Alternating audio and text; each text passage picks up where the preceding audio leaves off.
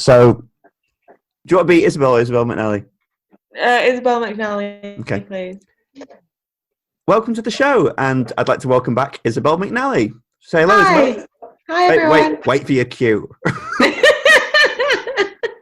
Welcome to the show. Stop laughing. Well, welcome to the show, and I'd like to welcome back Isobel McNally. Say hello, Isobel. Hi. Okay. Okay, Isobel. Welcome back.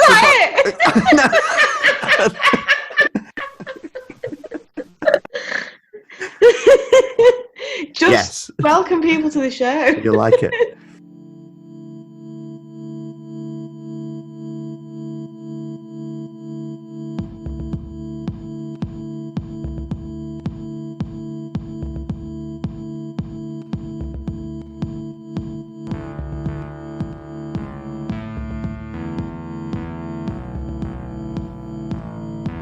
The EscapeGoat podcast. A podcast series featuring the discussion of many different topics, flaws and all, based on personal whims and fascinations. Hosted by me, David Blake Fagiani, and several different guests.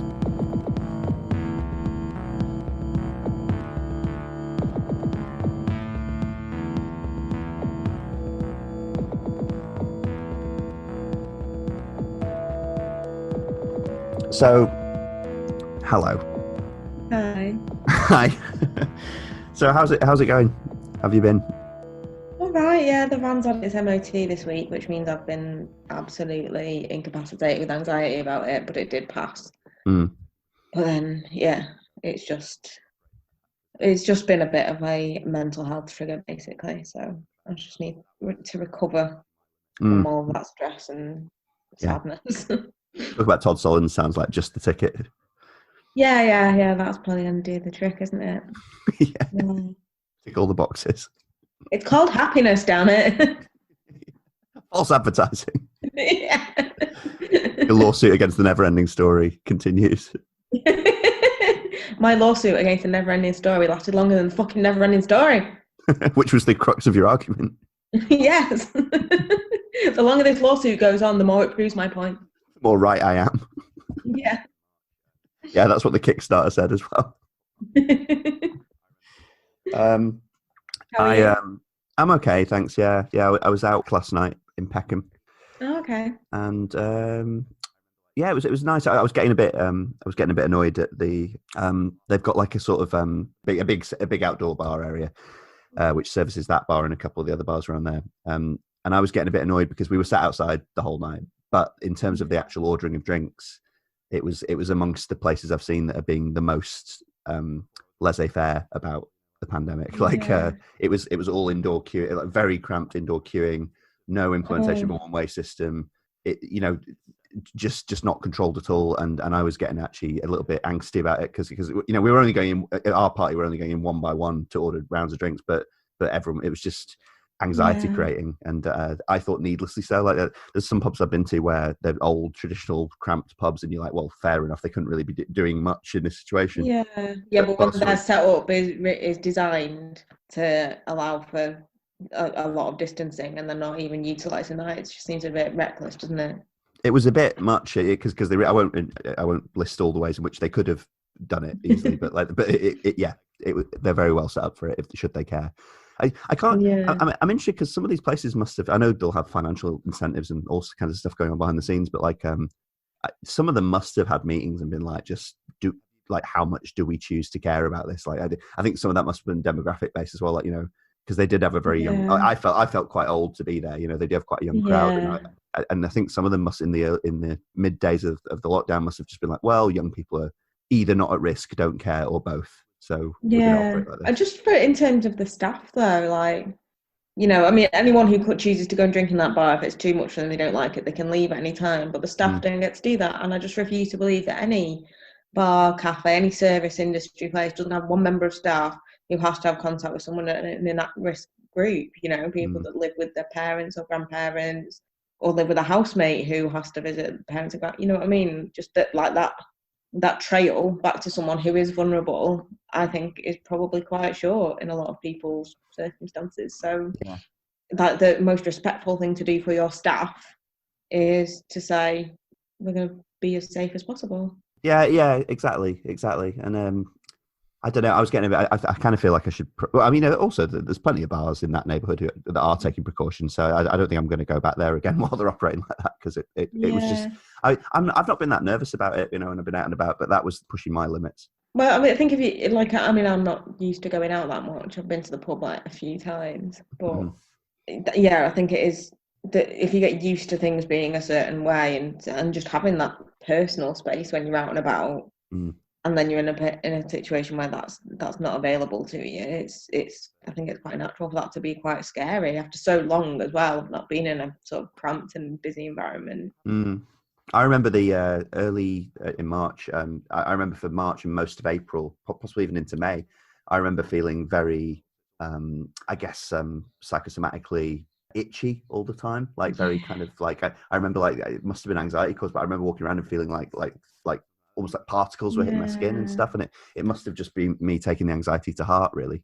Yeah, like just feeling like you've got the virus on your skin and being a bit like feeling very contaminated. Like if you see a spider and you feel like it's on you.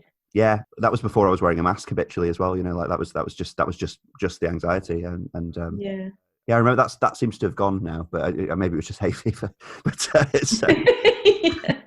but yeah, I remember that very palpably in the early part of the year. Yeah. Well, I was having a conversation about COVID with someone and just talking about like the chances of getting it and stuff, and we both started to develop COVID symptoms during the course of this conversation. Like, well, my throat's getting a bit dry. I feel like I might have a cough coming on. We both got really hot. Like, oh no, is that a fever coming on? And then we just had to accept that we were both sort of bubbling with anxiety so much that we could just bring about COVID symptoms through a conversation. Your leg fell off. Yeah, just crumbled. Has your leg fallen off too? Or are we in sync? Have you been watching any telly? I've watched that ITV docudrama thing about Dennis Nilsson with David Tennant in it. Oh yeah. That was good. Was it? I think my brother was watching that. It's mint. Yeah, it's actually really good. It's really detailed because I'm a grim crime nerd. It's very, very detailed in the way that it follows the actual case. So yeah, I respect that. And his dog's in it, which was when I found out it was getting made, I was like, bleep, better be in it, because he's like the only serial killer who had a best mate who was a dog, and that needs to be recorded because it's adorable. That was his gimmick. Yeah, it was his mate. Bleep. He'd go out, deposit in bits of dead body with it, like take his dog for a walk, and just like leave a bag with a chunk of flesh in it in a bin. Like park. Adorbs. It is adorbs. It's not. Uncontested. I've also watched. There's a documentary on Netflix about the Challenger. And that's good as well. Yeah. I've got a probably false memory of that being one of my first memories. Well, I think it happened before you were born, mate. So no, I think it was. I have looked into this. I think I was like 83. I think I would only have been like 86. I think wasn't it? Was it? I think it happened when I was only about a year old, so it's almost certainly a false memory. But you probably saw it on the news when they were talking about like the inquest coming to a close years later or something. Yeah, probably something like that. But you were like, whoa! Somebody help those men! They shouldn't have really got a baby to design the rockets. It was Homer Simpson in that episode where he designs the car. He got sacked from there and just went straight on to design the space shuttle. Could I just say, obviously I'm not a car person and never have been, but I have never wanted a car more than that car. I think so, yeah, someone has made it, It has been constructed and it looks just that awful. It's just the bubble dome thing. Bubble, yeah. Because it's kind of like reminiscent of the Pope Mobile, but in a practical family car. And there can be no higher praise from you than comparing something to the Pope Mobile. It's like the holy grail of car ownership. I just want to be driven around waving at people like a carriage. I wonder if there's any way you can buy a used Pope Mobile. You know what? That thought crosses my mind every day. If you won the lottery, that'd be such a good use of it. Yeah. I just love the idea of like just using it as an everyday vehicle. So just displaying all your shopping as if it was the Pope on the way back from Asda. Or you could get your friends to do rotas of driving you around, like Gemma or whatever, just like. Yeah, just like, or just it'd be funny just to pick your mates up like that, like walk around. I'll give you a lift, and they have to be displayed like the Pope just on the journey back from Stratford.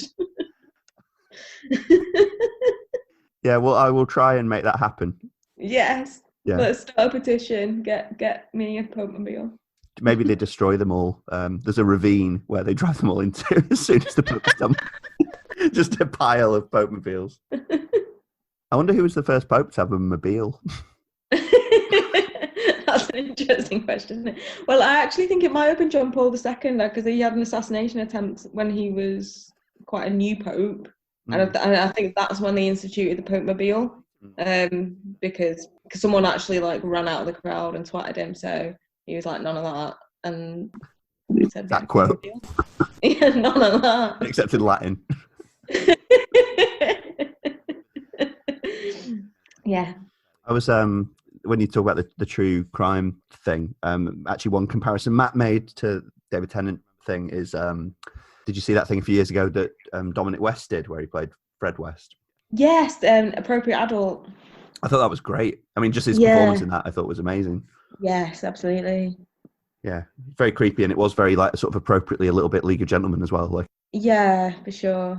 I think I was actually, when I was watching Des, I was thinking that I might want to rewatch Appropriate Adult, because I think it's been about 5 years since Appropriate Adult was released, at least. Yeah, it was ages ago. But yeah, his performance as Fred West was like, it was incredible, actually.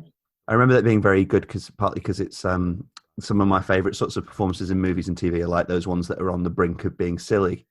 Yeah. But somehow get away with it. And I think that was one of those performances, partly because of the accent and stuff, that was one of those things. Yeah, and it's like you said about it being a bit League of Gentlemen, just because the character of Fred West like flits between being this idiot and being a murderer, and that like there's obviously something farcical about that.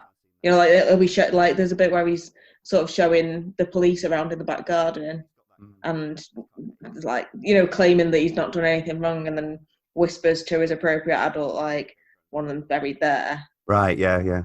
Well, I think the League of Gentlemen were inspired by the West, weren't they? I think Tubbs and Edward were. That was one of their main strands of DNA, basically.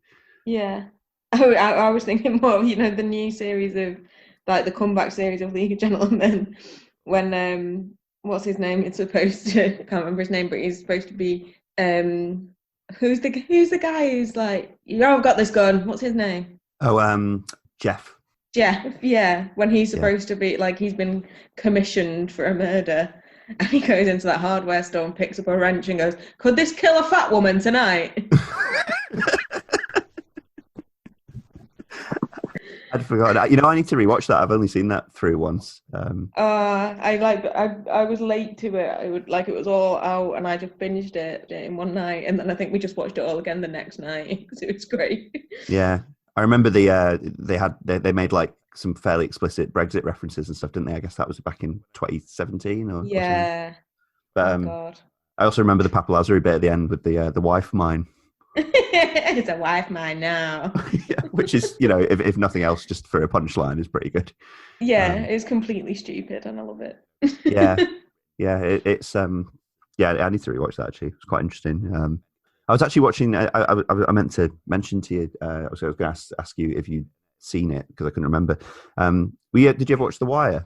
Yes, I love The Wire. Well, okay, good. That makes this easier. The Dominic West thing reminded me. I've been watching The Wire, and we watched series 1 about a good year ago, and then just in the last couple of weeks we've watched series 2 and 3. So we've just finished series 3. So all the Amsterdam stuff and Stringer and Avon's fallout and Marlowe's rise and all that sort of stuff. Yeah. And Carcetti coming into it. Which is the first time I'd seen any of that stuff. I think it's the first time I'd seen that stuff since I'd watched Game of Thrones, I think. So he's Littlefinger now. Yeah, and he's got that kind of, as Carcetti, he's got that sort of fixed smirk kind of thing. And, Yeah. I mean, it definitely, when I saw Game of Thrones, I was like, oh, it's, I mean, I knew him from some other stuff as well, but like Queer as Folk and stuff. But I was Yeah. basically it's That is it's Tommy medieval Carcetti, Carcetti. though. But yeah, it was good. It was good. I kind of have you rewatched it at all or recently? Not recently. I don't think I've rewatched it for literally about 7 years or something, to be honest, because it's not easy to get hold. It's not, it's not on Netflix or anything. I never owned it on DVD, so yeah, it's not something you just like. Oh, you know what? I'll watch that again. But yeah, I mean, I do hold it up as one of 2 TV shows that's perfect. What's your other one?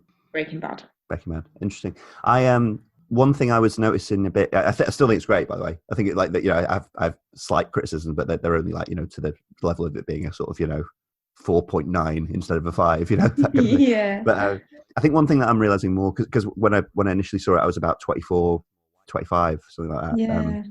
And now seeing it as someone who's about to be 35, I think what I'm realizing is the thing about The Wire or just a quality it had was it was always quite a bit more didactic than other shows. Because it was written by journalists and campaigners, and it's partly meant to educate, isn't it? Like not in a patronising, but it always has that to it, and at least once every season it'll have a couple of speeches or bits or scenes that feel a bit generously a bit heavy-handed, slightly contrived to the point, not as naturalistic as the rest of the dialogue, especially in a show like that. Yeah, and I started noticing that more in the second series with all the dot worker stuff, but then actually, especially in the Amsterdam plotline, there's quite a few bits like that, including bits where Major Colvin and stuff I think there's one bit that felt particularly egregious where towards the end of the series, Colvin gives Carver a dressing gown, but in it he basically lays out why American drug policy for the last 50 years has been stupid, but like just talking at him and the audience for about 4 minutes, and I was like, I didn't notice as much of this the first time round. It's a bit much, right? Okay, it's just a few moments when they cross the line, but there's things like that. I always found bits of The Wire a bit like that, like everyone loves the scene in the first series where they talk about chess, and pawns, and I always found that a bit much. Like just a bit. It's not exactly the idea of having a scene like that. It's just I just found the dialogue a bit. Oh yeah. Well, yeah, because like the rest of the way that they speak is not like that, and then they sort of start putting all of this sort of analogy and metaphor into their mouths, and it's not really them.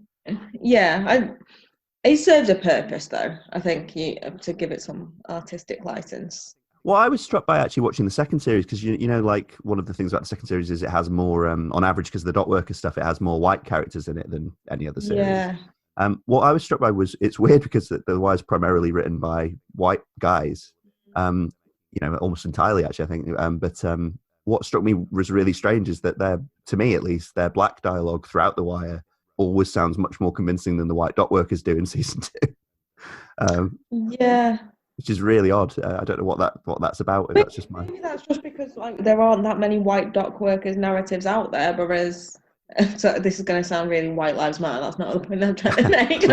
I've never seen that Baltimore dock worker community represented on screen in anything else. So maybe maybe it is how they would talk, but it seems forced and unnatural to us because we can't relate to it because we've never seen it before. I think part of it might be because I'm holding it up against dramatic precedents more than with the black, the sort of black focused drama. Because I am probably outside hip hop. I'd probably not heard that many voices like that dramatically, like the black drug dealers in The Wire. And I got, it was that sort of thing. I remember my ear having to tune up to a lot of the dialogue and kind of slang and everything. Definitely. And even then, if you're getting into the late seasons with like Snoop and stuff, who's barely intelligible, it's almost like a running joke. Fuck. Yeah, as soon as Snoop turned up, it was like, right, subtitles on. I've got no idea what you're saying. Yeah, but I think with the stevedores in the second series, I think part of my thing was it felt more familiar, and as a result, I was comparing it to things like On the Waterfront and like Death of a Salesman, and kind of like because again, it's that didactic thing of like it does feel a bit, the points they're making about male redundancy and sort of industrialization and stuff do feel a bit rote. Like we've done this before elsewhere, and I think that was partly why I marked it down a bit. Well, no one likes season 2, do they? Really? I think I like things about it. I don't even hate the the Greek and stuff like that. You know, like I mean, I don't mind that. I do think it still makes it feel a bit more like a season of 24 than the other ones. Yeah. I think it feels a bit. Doesn't feel as consequential as the other series. I don't think. Like the first series, you're watching this crime enterprise unfold and really getting to grips with their relationship with the police and how the police are structured and all that. And then when you get into the second thing, the dock workers seems just like, it doesn't tie in as well as when you get to the third and the fourth and the fifth series, and they start tying in the newspapers and the politics and just putting these layers on top. Like the dock workers seems a bit more like a side dish than a part of the main course. So yeah, it feels slightly more inconsequential as a series as a result. But that doesn't mean there's nothing to like about it as a series. Yeah, and they seed the stuff that will come back in the third and later series quite well, don't they? Like there's the whole D'Angelo in prison thing and what's going on behind with Stringer and Prop Joe and stuff outside in terms of forming the sort of seeds of the co-op and stuff like that. Yeah. I actually watching the series 3, because it's funny because I was saying that like season 3 is a real barnstormer. You're really going to be like edge of your seat the entire series. I mean, it was really fun and really interesting and really well done. But actually, I'd forgotten what a slow burn season 3 is. Like, it's actually pretty leisurely. Like, I don't think Amsterdam even starts to get set up until about episode 4. And it's a bit formless at the start. Really, it's enjoyable because they're all great actors, and especially if you know where it's going. And you've got comfortable with them, and like they're such a joy. Like just any scene with Stringer Bell in it is captivating. Unbelievable. Yeah, he's so amazing in it. I'd Avon Barksdale is also just like a joy to behold. Like he's so fucking cool, David. Yeah, just like any little gesture, or he just has to be like giving a nod to someone. It's like yeah. Well, what's funny is like this watch through again, changing perspective from like mid-20s to mid-30s. I don't know if I'm just becoming more cynical or something, but like Avon, like to simplify things a little bit, Avon is kind of the street smart guy, and Stringer's the guy with like pretensions and trying to get uptown and get all the property deals together and stuff. I remembered them being on fairly equal footing, like intellectually and kind of all that. I this time I mean all the same pieces were there, but like this time I remember I was looking at it and I was just like, Stringer's a fucking chump. Like I was just like kind of I found myself agreeing with Avon a lot more pragmatically, not for being a nice guy or anything, but just like just he does have the measure of this, and Stringer is clearly being run rings around, and I think Stringer wants to approach it from a different angle. Like it just doesn't suit who he is because he doesn't have the same sort of like street smarts. But as the series progress and he goes to business school to learn how to run a criminal enterprise successfully, he just sort of wants it to be just run as a legitimate business. And that's fine. He's not into the drama and the ego about it. Like they're maintaining your corners, and that's why he wants to go down the co-op route and shit like that. Whereas Avon is more into the tradition of it all, and he understands how that works, and he's more engaged with that, and he wants to maintain it. And that's why Avon and Stringer are ultimately doomed as a partnership. Well, we've just watched that scene, that gets a lot of praise. Where in the penultimate episode, where they have that scene on the rooftop. Do you remember where they have their last conversation together, basically, where they're reminiscing about their like childhood mishaps and petty thefts and stuff, and then they kind of say goodbye. But it's clear that I think on some level they both, not only do they know they've betrayed the other one, but they know they kind of think the other one probably has too. It's great. It's deservedly great. It's really Shakespearean in ways, like the sort of tragic downfalls and betrayals. It's just so well written. It is perfect. I was thinking, this is funny you say the Shakespearean thing. I was thinking how it's funny because like traditionally you'd imagine Idris Elba in as like a sort of classic Othello role, and I don't know if he's, just physically I don't know if he's ever played that, but I was actually just thinking what a great Iago he'd make. Oh man, I'd love them to get the cast of The Wire together to do a retelling of Othello or Hamlet or King Lear. Yeah, well, actually, I saw two of them in Othello back in about 2012. Really? What's it called? Clark Peters, who plays Lester Freeman, he was Othello, and Dominic West was Iago. Amazing. They did that it was at Sheffield. It was at the Crucible. No way. Play there. Yeah, it was pretty good. Clark Peters was doing, because Clark Peters has a sort of American accent, doesn't he? Although he lives in Britain, but he was doing it with a kind of North African accent. Oh, okay, cool. And Dominic West was doing it with a quite a Sheffield accent actually, which was fun. Yeah. 'Cause I didn't know that Dominic West wasn't American until I heard him on Desert Island Discs. And He's I was very like, posh. why is actually, he putting isn't he? this stupid fucking voice on? Yeah. He's like the Jane Leaves of American crime TV. Yeah. I think it's again, we don't have the ear for it naturally, but like I think it's a good American accent he does as McNulty. Largely, I think it slips occasionally, as anyone's does, but like. No, I was obviously very convinced by it, but you were. yeah, and it's not like overstated. I think that's the slip up that a lot of actors have when they're trying to do acts like fucking Jane Leaves. Yeah. Oh, you've left the house without your bumper shoot. Shut the fuck up, Daphne. Yeah, we know how annoyed that makes you. There's a great bit in The Wire, I think it's in season 2, where he's McNulty's having to infiltrate like a brothel, and he poses as a British out of town businessman, and he does like they're trying to get him to do a British accent, and he does that the thing that good actors can do, where he does McNulty doing a British accent, so it's like a bad British accent. Yeah, that is fun. Appreciated that, but yeah, it's good. I just watched the one where McNulty being McNulty, the one where he goes to his school parents' evening and ends up getting off with that political operator. Oh yeah. But they've got that line where he starts drinking immediately at the parents' evening, like he says hello to his ex-wife and then goes and gets a drink. But they offer him he asks for Jameson's and they offer him Bushmills and he's like, that's Protestant whiskey. And they're like, it's all we got, and he's like, you're all right. Like his principles are ridiculous and they don't last contact with booze. Yeah, exactly. He is a great character. One of the things I really love about The Wire is that they sort of like sack him off for a bit in like season 4. Is it where he's just barely in it, and he's still, he was like the main character, at least for the police perspective of it in the first one. But they just sort of accept the fact that this is a show about real life, and sometimes people need a bit of time to themselves and don't get they change, like their job changes and it's not relevant to the main storyline anymore, so we don't need to drop in and see how they're doing. We'll pick back up in a bit. It'll be interesting. We're going to have a bit of a break from it, but it'll be interesting because I remember McNulty being largely absent from season 4, for example, which I think actually was partly to do with Dominic West's partly to do with the story, but partly to do with his budding film career and stuff. I think he might was he in 300 and stuff. I think he might have been doing that. He was in 300, yeah. Yeah. But, CGI torso.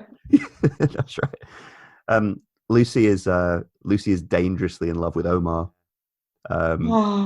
She's been talking about it openly. He's just like one of the most beautiful men she's ever seen. And he is. He's a very. I mean, there's so many handsome actors in it, but yeah, he's just so striking, isn't he? And he's always got that puppy doggish kind of on the brink of tears thing. That look he has throughout, obviously because so much terrible stuff happens to him as well. But he's he's got that vulnerability for such a stone cold killer. He has got you do want to hug him for the entire series, basically. Oh, you just made me. I've not thought about how much I love Omar for ages. Well, so much of his story is just heartbreaking as well, isn't it? Even his like brief moments of triumph and stuff, he's never like secure or anything. So it's kind of like all of his sort of. Violence and bravado was just born out of insecurity from a lifetime of learning really hard lessons, and you really just want him to be able to sit down. Well, we've just obviously when we do start season 4, that's when you get the kids introduced and that but there's already a lot of hints of like the minor characters and stuff have like shown like how these men came to be essentially. Yeah, that is why I say it's the perfect show, because like you don't need a season 6. By the time season 5 ends, you are already back at the beginning of season 1. You've seen characters grow into the characters you started season 1 with, and it really very clearly and really, really sympathetically paints the picture of this cycle of violence and crime and heartbreak and all of this as like it's just a never-ending cycle, and it does it so perfectly that I don't think that any other show has ever managed to do that. See, that actually is a never-ending story. It is. That does that. Back to the lawsuit. This has all just been a phone deposition testimony. Yes. Sorry, Your Honour. We rambled a bit there. No, I'm really looking forward to watching the rest of it. It's it's great watching it with someone who's not seen it before as well, and Yeah. But yeah, I do remember that fourth season is just an absolute heartbreaker. Partly because of the kids. My mum has that thing where that parents sometimes have where she just particularly hates to see things happen to little boys in fiction.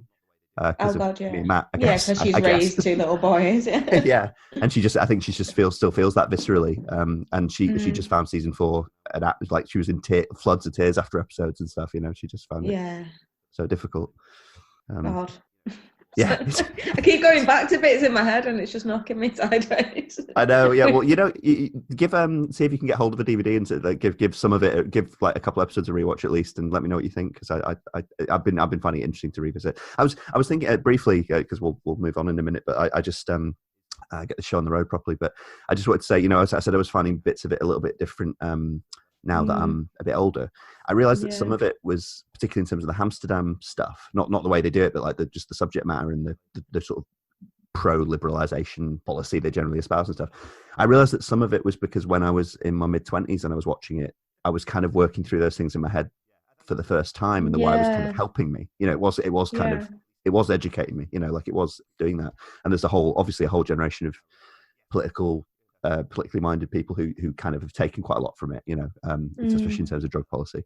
I realized that part of the reason I was reacting a bit differently to the Amsterdam thing and finding bits of it heavy-handed more now is not, I mean, it is arguably heavy-handed, but like part of it was just because I've now ingested and internalized those lessons so much that it feels a bit obvious. You know what I mean? We're banging on this drum again, but like exactly.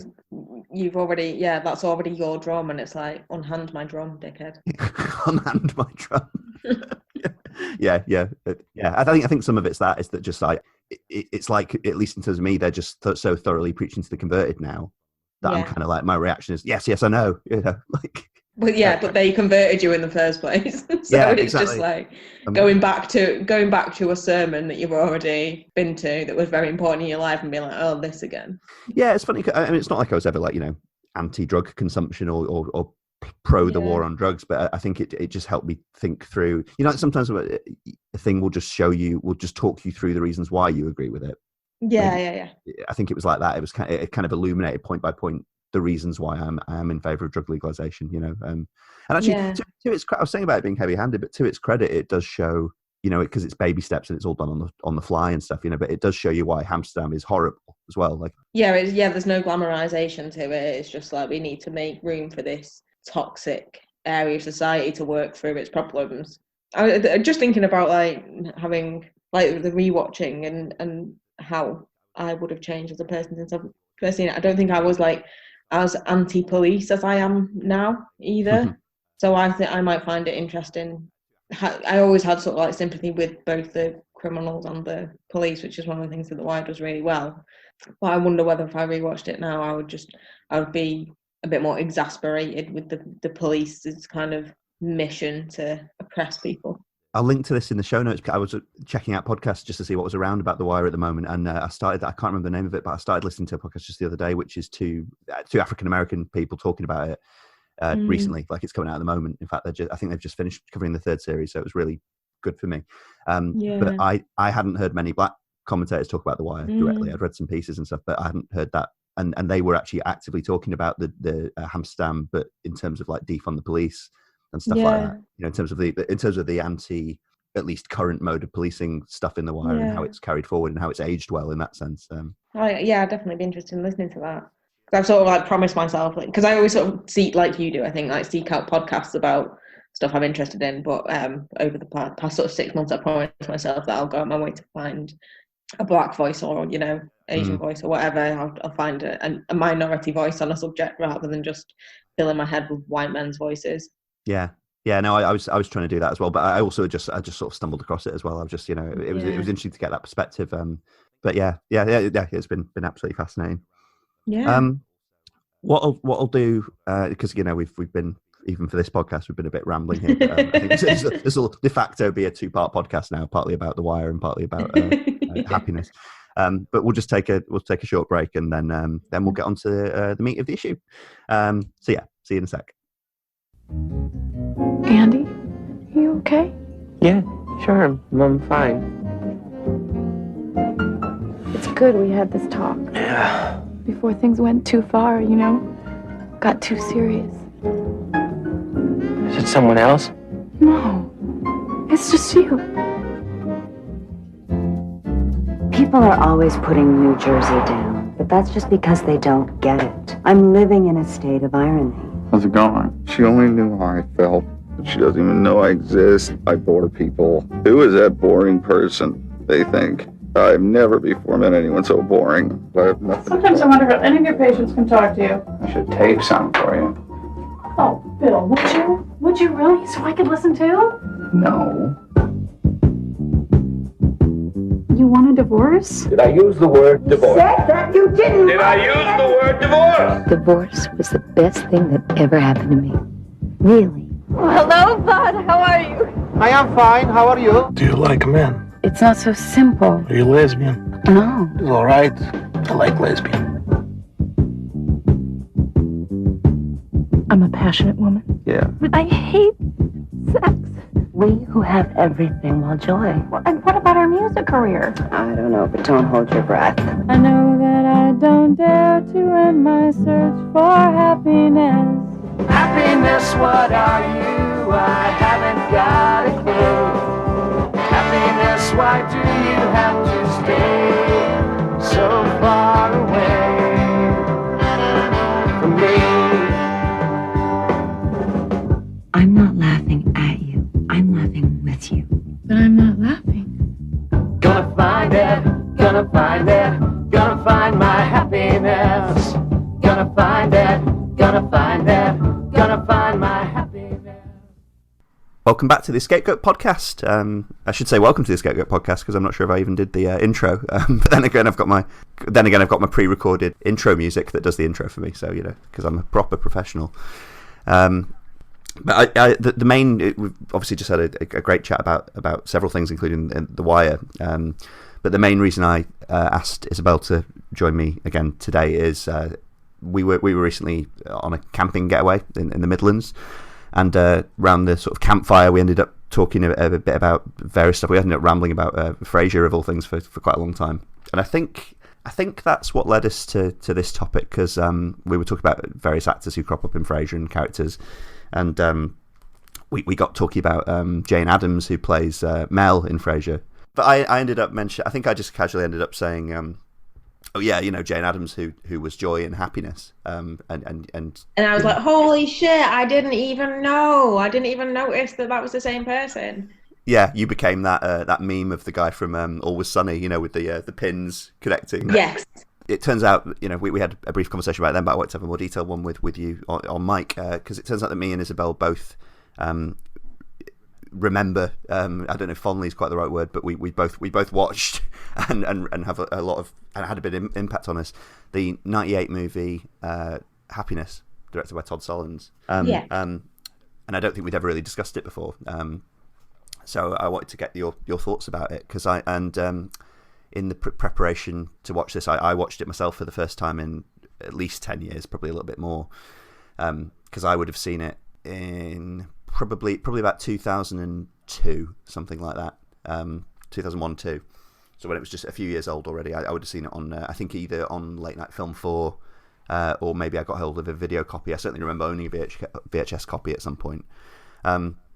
And I think you were saying and I would have been in my mid-teens then. You told me you saw it in your late teens. Is that right? Yes, I did film studies A-level at college, and there was a module on shocking cinema, and Happiness was one of the films showing that. So I would have watched it when I was about 17, 18, which 12, 13 years ago. And I've rewatched it since. I think I've rewatched it about 5 years ago, and then sort of last week in preparation to have this chat with you about it. Do you remember, just out of interest, do you remember some of the other films that were on that module? So it was kind of shown in tandem with The Woodsman, which is another paedophilia blockbuster starring Kevin Bacon as a paedophile. Again with, similarly, I don't know, maybe I'm just letting The Woodsman sort of influence how I interpreted Happiness, but The Woodsman is quite sympathetic towards Kevin Bacon's character as a convicted paedophile. And I think there's elements of Happiness that's kind of similar. So, that was kind of like a double feature, really, Happiness and The Woodsman. And there were, I know we watched A Clockwork Orange, and we did speak about Clockwork Orange, but that was more part of our swinging 60s kind of module. I can't remember. Maybe someone who did film studies with me will listen to this podcast and be able to remind me. I mean, Happiness was definitely the sort of standout film in that module. I think not least of all because I don't think any of us had seen anything like that.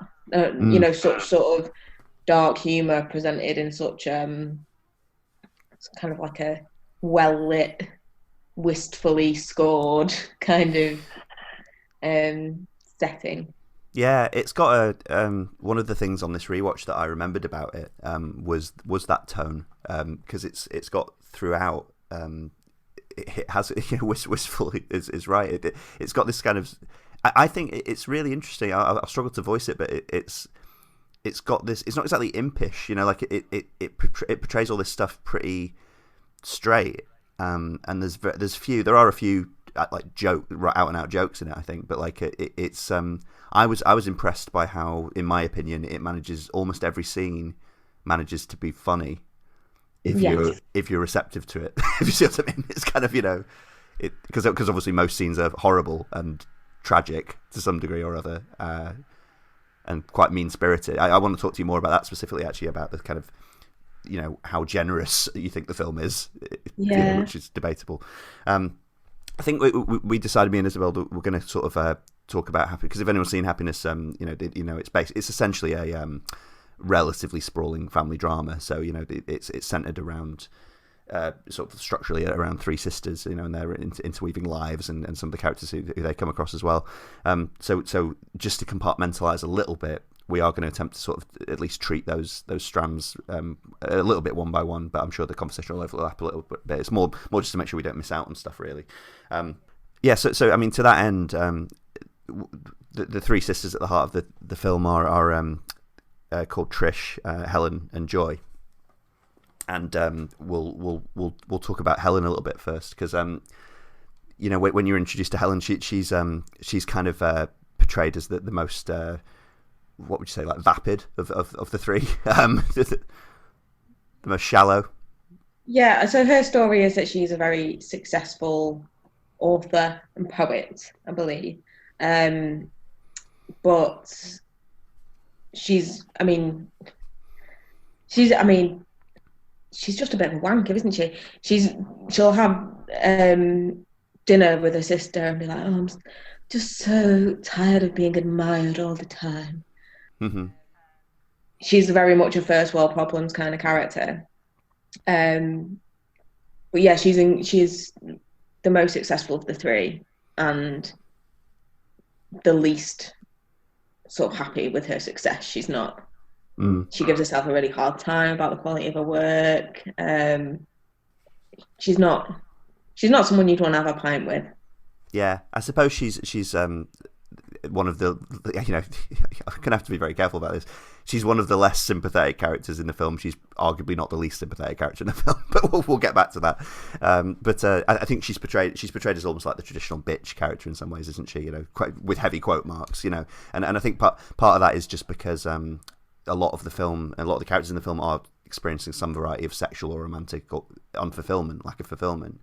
And she's the one who's complaining about having too much sex and or it being meaningless and too readily available and with beautiful models and stuff like that. It's kind of it's that sort of character who's very hard to conjure up much sympathy for, even if they she's that character that that we're all sort of, whether we want to or not, we sort of resent for being really beautiful and unattainable, and that's where we sort of unwillingly kind of occupy the mind of Philip Seymour Hoffman's character, because he lives in the same building as her and he sees her every day and he just hates her for being beautiful so much that he wants to literally fuck her to death. Yeah, this is Alan, isn't it? I should name check the actress who plays Helen, by the way. Sorry, Lara Flynn Boyle plays Helen. So you're talking about Alan, her neighbour, who is played by the late Philip Seymour Hoffman. I think this would be amongst the first things I'd seen Philip Seymour Hoffman in. I'd probably seen The Big Lebowski at this point. I think probably maybe the same year. Like I think in my mid-teens as well. I probably saw both of them. But it's your Philip Seymour Hoffman awakening year. Yeah, it really was, and in the same way that he kind of steals the show in The Big Lebowski, arguably he comes close to it in this because it's an indelible performance, isn't it? In terms of like characterizing Philip Seymour Hoffman as someone who's willing to take on these less glamorous, downright kind of odious and repellent roles, because as her sort of lustful neighbor, you're introduced to him and he's in the business of making unsolicited phone calls to women, isn't he? And masturbating down the phone at them. Abusive phone calls as well. Like, I think it's important to say that it's like he's so attracted to Helen that he'll end up making an abusive phone call to her, or an abusive phone call to other women, like random women that he picks up numbers from the Yellow Pages. So yeah, he's sort of like the original incel character. Like, he's so lonely and in need of sex that he is abusive to women about it. Yeah, well, and he's in therapy, isn't he? One of the other characters who we'll talk about is a therapist, and you see one of his therapy sessions where, as far as I remember, he's talking about very violent sexual fantasies. Like sort of the kind of sexually rapacious fantasies where you essentially destroy the object of your lust in the process. Yeah, I believe his fantasy that he comes so hard in her that her head shoots off or something, and then he has to go. Well, I know that's not physically possible, but. It's like that bit reminded me. It's not really funny, but like that bit reminded me. You might have read yourself, like someone I can't remember. He was quite a prominent author. Wrote something back in the 70s, I think, where he sort of treated the idea of Superman having sex with Lois Lane seriously in a semi-pornographic way, and I seem to remember that being described in similar terms. It's a ridiculous piece of writing / fantasy. But yeah, I mean, he's a very, very not literally impotent, but he's this kind of I guess he feels powerless. He's stuck in this quite shabby kind of apartment building. I don't really know why Helen lives there alongside him. She actually says in the film, she says she lives there ironically. She's on the phone and she's like, my friends just don't understand why I choose to live in New Jersey. They don't understand my life is irony. I'm living here ironically. Because she's a dick. I'd forgotten she said that. Yeah, that's quite revealing. I mean, there's that scene, isn't there, where he masturbates down the phone and he ends up ejaculating and he sticks the sort of postcard or whatever to the wall. Yeah, there's like a receipt or something. It's something really mundane, and he just sort of like folds it up onto the wall and sticks it there next to a lot of other stuff that's stuck down. So you feel like you've just watched him do that about 10 times, and it's vile. Yeah. I mean, it's so disgusting. It's really stuck with me. There's a in this sort of part of the plot. There's a third sort of significant character. I should say before I move on to her that there is a bit as well where Alan calls, not knowing the connection, he calls Trish's sister Joy, and you get to say we'll talk more about Joy, but. You get that scene where she thinks that she's been set up with a blind date, and that's one of the many dark comedy scenes in the film where it becomes increasingly apparent to her that he is masturbating and that he's not the nice guy she was set up with.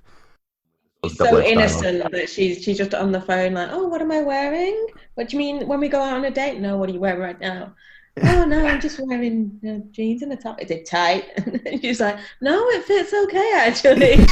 It takes her so long. She goes with it like right up to the point of believability, really, doesn't she? But that is the kind of character she is. Yeah.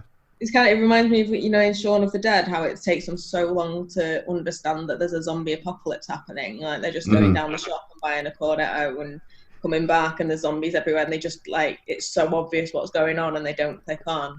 It's the exact same thing with Joy. She goes so far down that path. Yeah, no, I agree. But I mean, getting back to Alan and Helen's sort of situation. So it's in some ways you set up with this kind of again. I think happiness borrows from a lot of like comedic genres, and there are elements obviously because it's talking so much about love and sex and happiness. It's it borrows a lot of stuff from rom-coms, because you kind of set up with that thing where there's a guy who's obsessed with an unsuitable woman, and you're presented with this third neighbor, Christina, who's this overweight woman. I mean, I should say Philip Seymour Hoffman is also overweight. Attracted to him and available to him, but he doesn't even see her because he's so distracted by this unattainably beautiful woman that he can't take his mind off, which is, it's just such a trope, like you say, in all kind of rom-coms, sitcoms. So, you know very clearly what you're about to watch play out because you've seen it a million times in other films and stuff. Yeah, and the scenes like they always have a hard edge to them, like the one where he's very drunk and Christina comes to his door to talk to him as normal, and he's so drunk that he sort of passes out and falls back on his bed, and she comes in I think he sort of pulls her down onto him, doesn't he? But he passes out on his bed going, "Pussy, I need pussy," which is just vile. Yeah. And then there's that sort of tender scene where she's taking his glasses off. She's clearly like in love with him, and but then he comes to and yells at her to get out violently. And it's sad. It's hard to watch that scene because Christina's just this sort of, she's dead cute. She's this meek little chubby woman that just keeps coming to his door with the pretense of speaking to him about the doorman Eduardo, who was that his name, Eduardo? Yeah, that's right. Who was murdered and nobody knows. Trying to find out information and passing information around and whatever. So she keeps knocking on his door. Like, I've got some more information about Eduardo. Yeah. There's laying some seeds there, aren't they? I think there's a bit of I should say everything me and Isobel discuss on this will touch on fairly edgy subject matter because of the nature of this movie, but so we are giving a. You need to do it's like trigger warning bingo. There's rape, paedophilia, all kind of sexual perversions, suicide, murder. Yeah, child sexuality, not just paedophilia, but actual genuine child sexuality as well. Yeah, I kind of I think I'll definitely put warnings on the notes at the very least. Although anyone who's seen Happiness, of course, will know what they're getting themselves in for. All I wanted to mention was, I think there's a little bit of this wrapped in. One of the points that Happiness is playing with here is that Alan is an overweight man who considers himself too good to go out to be interested in an overweight woman. That's in there, isn't it? There's other stuff going on, but that's part of the thing. Is that he's, if you're to believe in this kind of thing, he's aiming out of his league, quote unquote, with Helen, and Christina is, again, heavy quotes, in his league. Yeah, he's got that. I mean, he's got this sort of war going on with, he believes that there's no reason why a woman as attractive as Helen shouldn't be available to him, because right, that shouldn't be the arbiter of being attracted to who, whether they're conventionally attractive or not. But also he is really a victim of his lack of self-esteem, in that he knows he could never approach Helen. He couldn't just walk up and chat to her. So yeah, there's a bit of a dichotomy in terms of what his appearance actually means to him.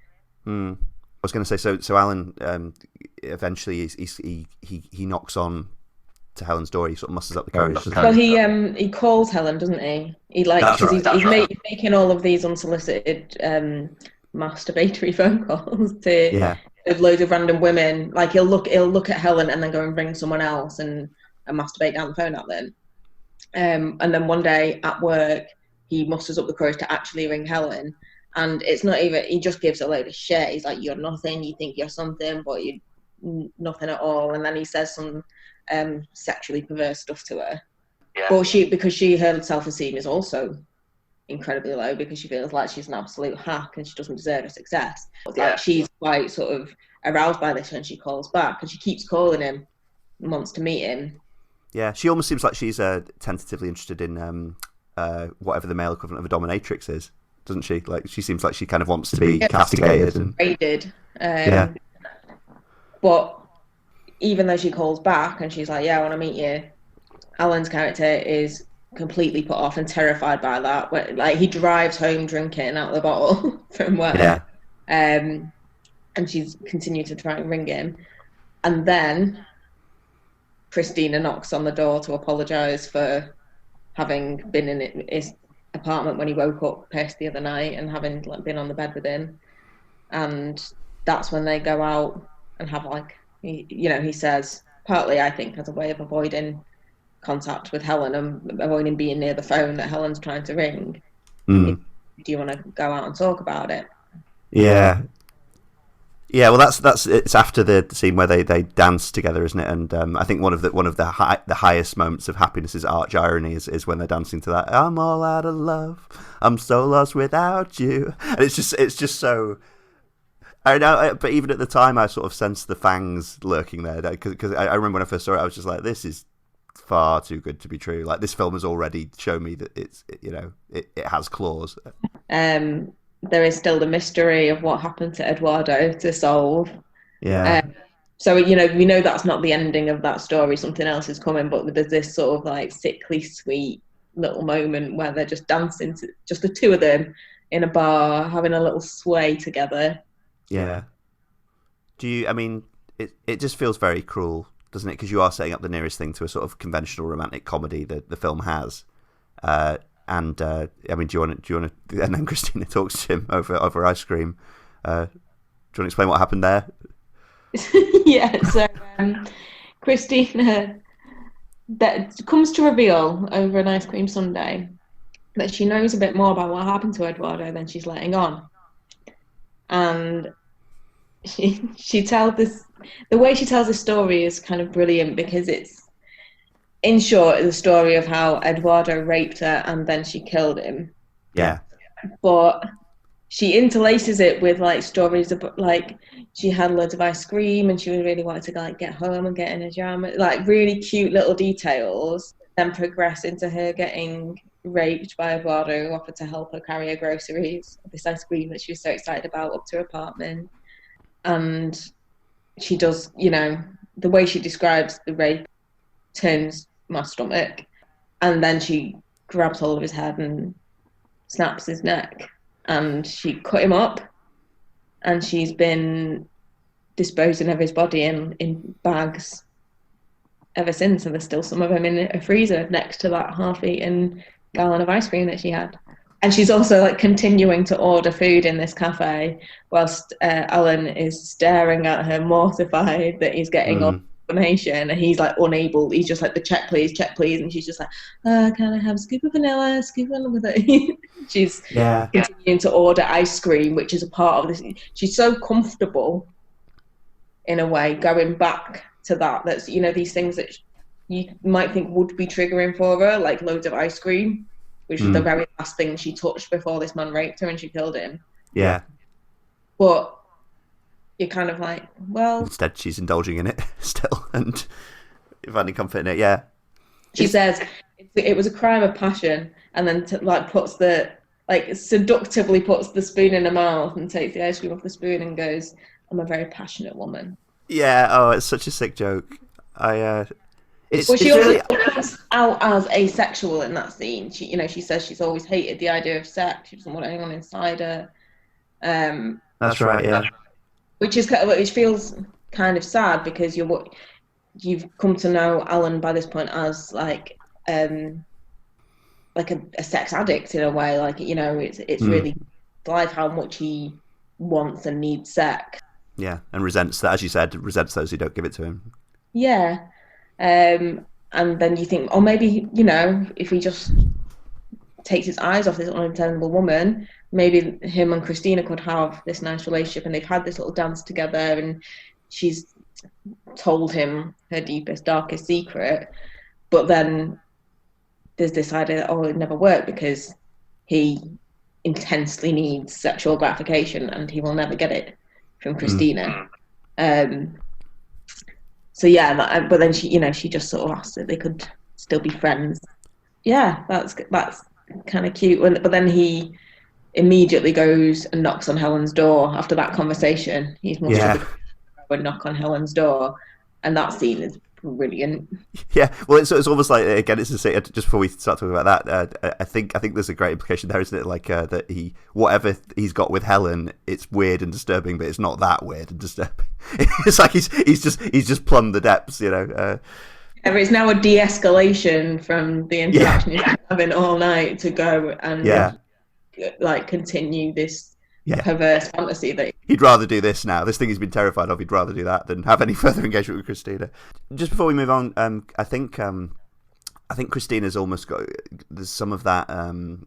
I'm thinking like Kathy Bates in Misery kind of DNA in her, isn't there? There's that kind of fear of the kind of monstrous fat woman, basically. The kind of, you know, the woman who's fixated. Well, although actually she's not shown to be, except for a fixation on Alan, and you never get any sense that a fixation on Alan is innately unhealthy, do you? I mean, it's not. I mean, she just seems to be very sweetly in love with him. She is a true victim. Like, it's one of the bits where Happiness, you know, for all its transgressions and stuff, it never. It tonally it skirts around making light of things like assault, I think, but it always, I think, morally responsibly always comes down on the side of actually showing any sort of assault to be horrific. Yes, yeah, definitely. I think, arguably, and Christina's a way in which they deal with that, you know, although there are other ways, obviously, that we'll talk about. But yeah, that scene where Helen, so he finally, as you say, goes to Helen's flat, and she. Like when he's at the door, she's like gradually realizes who he is, right? Yeah, he's got the courage to knock on the door, but he, you know, not got the courage to speak to her the way that he spoke to her on the phone earlier. You know, he's not being sexually aggressive or anything. He meekly knocks on the door, and she answers the door and just sort of kind of like, yeah, what do you want? And he just sort of mumbles a bit until she's like, oh, and you can see her face drop like this. Oh, yeah, actually. I'm reconsidering whether I want any kind of sexual engagement with this man. Yeah. But she invites him in nonetheless. I love that scene because I think, again, it's kind of, you know, I mentioned Superman before. It's funny, actually, because what this reminds me of is like a dark, twisted version of that sort of Clark Kent reveal that they sometimes in Superman. Because, you know, there's Lois is always attracted to Superman and dismissive of Clark Kent. And this is kind of... This is that kind of thing, isn't it? But really curdled into probably a more realistic version. Because I think it's kind of more like Spider-Man, because Peter Parker is just some nerd, some dweeby nerd. Mm-hmm. So and you do sort of get like the women being attracted to Spider-Man, like, oh, this mysterious dude who saves women's lives. But no one would ever look at Peter Parker twice. Whereas Clark Kent is still an attractive guy. Yeah, well, also he flings webs at the walls as well, so there's that. God. I thought that's where you were going. No, but I'm glad you went there because yeah. God knows if that'll make the final cut. But I love the way that scene's treated because, you know, again, she welcomes him in and they sit down on the sofa far opposite ends of the sofa, and there's this like tense but kind of hopeful. Music the music kind of swells as Alan is slowly sliding his hand along the sofa towards very slowly. It's almost like millimeter by millimeter, like you wonder if he's actually moving at all. Slow crescendo of the music as he's about to make contact with a leg. Yeah, and it just cuts out, doesn't it, just abruptly, and she's like, this isn't working. Yeah and then he just leaves, but then he leaves and goes straight to Christina's, and they just lie down on the bed together and go to sleep. Yeah, and it's dead cute again. Yeah, although murder and all of that, it's just dead cute. Although you do find out, is it in the dinner scene at the end of the film where I think you find out Christina's been arrested, right? Yeah. So I think they leave it up to your imagination whether that was due to evidence to being discovered organically or by other investigations, or whether Alan turned her in. Yeah, what do you think? I don't think Alan would have turned her in. Conversely, I'd always assumed he did. Just because, you know, we've seen he's someone who's motivated, but, you know, by fear and stuff like that, and, you know, it kind of. I don't think he'd have the guts to make the call, and I think he's so haunted by his own perversions and transgressions. I don't think he would lash out against someone else. For that kind of thing, and I don't think he judges Christina for it. I mean, it could be that the police came around asking questions and he broke. Yeah. I don't think he would have actively gone to the police. I think Happiness, you know, you talk about judging there. I think one of the reasons I like the way this whole plotline culminates is I think although Happiness is very content to have a laugh at these characters, you know, because they're all ridiculous to varying degrees, you know, like even the more serious ones. I think it doesn't judge, or at least it doesn't. It feels like a very non-judgmental film, and by that I mean, I was saying like Helen's one of the least sympathetic characters in the movie, like sort of conventionally, the way she's been set up as being overprivileged and dismissive and shallow. Yeah.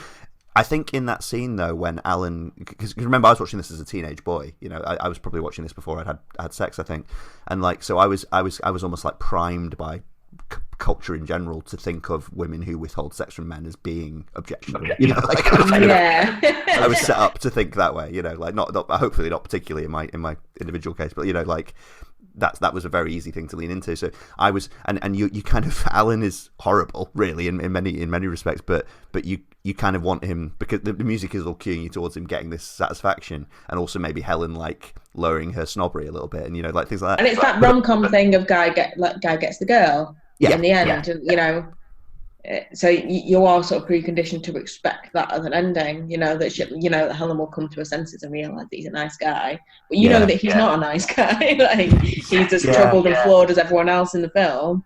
Yeah, well, and I also think that Helen turning him down, it is shown as cruelly funny, but like her saying that, in reality, when you're actually in my room, I realise I'm not attracted to you and I don't want to do this. Again, I think you're with her because you do know Helen, and you're like, yeah, you probably should do this. I don't want to watch it. I don't want to see that unfold. Yeah. So, thanks, Helen, for not going through with that. Yeah, well, you again with the consent thing, like it's depiction of various assaults. You're like, yeah, she might not be the most sympathetic, nice character, but she does realise she doesn't want this, and fair enough. I do think it's a humbling experience for her as well. Like when she's sitting next to him on the couch, she's just sort of like, her body's tense, her head's down, and she's sort of this woman who's sort of always had it her own way and never been satisfied by it, and now this is not going the way she wants. And I think she's a bit sort of, it feels like she's humbled by the experience that you are gonna end up in some situations that are awkward and a bit shit, and you have to wiggle your way out of them. It's not everything being handed to you on a plate all the time, which you found so exhausting. Yeah, well, I think you've got a much more redemptive reading of Helen there, because based on the dinner scene at the end, she doesn't really seem to have improved much. Like, I don't think there's a sense that she's this born again, sensitive woman of the people. Oh no, I don't think it changed, like fundamentally changes her. I do think it's an experience that she can perhaps draw on in the future. Not that it changes who she is. Well, doesn't she sort of display because when they're talking about Christina's arrest and the body bags that have been found in the refrigerator, is it like or the freezer? Doesn't she sort of talk with the sort of true crime enthusiasts, like newfound zeal about how she's going to write about this? Yes, she's very inspired by the murdering and dismembering of Eduardo. Yeah, and that makes it more interesting to speculate on whether Alan had a role in Christina's arrest, doesn't it? Because that she unwittingly is more involved than she knows with someone who knows whether or not he turned her in. Someone who knows more about it, is her neighbour. So that's there actually is a sequel to Happiness called Life During Wartime, which came out about 10 years later, very eccentrically cast by Solondz with different actors in every significant role. But it doesn't really touch on that stuff. But that'd be an interesting sequel to investigate how that case went and how her book went. Yeah. I wanted to talk a little bit about the parent characters in this, because that's maybe one of the slightly more detached plot lines. Although this is all discussed. The sisters discuss this, and they talk about it to the parents. But as a sort of minor part of this, you've got Louise Lasser as Mona, and they're sort of. She's their mother, who is sort of ready for. I think they are retired. And very early on in the film, you come into a scene where her husband has just told her that he doesn't want to be with her anymore. Yeah. She's like just lying on the bed, really dejected. Yeah, it's quite I think she gives a really heartbreaking performance as Mona, doesn't she? Like, because she is just deflated throughout the movie. Like, she is deflated by the time you meet her. And she just stays there the whole movie, like it's really heartbreaking. But I think that's quite a generous portrayal of that sort of thing as well. That sort of like later in life, retirement age disillusionment and alienation, because you never really, she attempts to have a conversation with her husband about why he doesn't want to be with her anymore, and you don't really get the feeling that he's holding much back. You just get the feeling that he's unable to really get to the heart of it. I think they're both depressed people. She's sort of at one point shouting about where antidepressants are. He's very clear that he normally doesn't feel anything. It's not. He says that she asked him, "Are you in love with someone else?" And he goes, "I'm not in love with anybody." Yeah, there's no one. Yeah, there's no one, and so they're both depressed, and I think it's a really interesting perspective. You don't see, if you're taking it from the rom-com angle and comparing it to, you never see people later in life and what happens. You see the happily ever after. The girl gets the guy, they get married, and there's an assumption of happily ever after.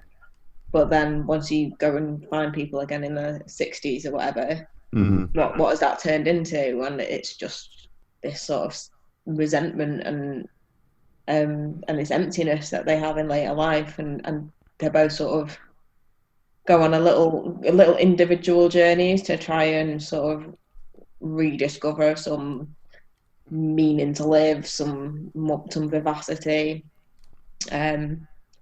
largely unsuccessfully, I would say. Yeah.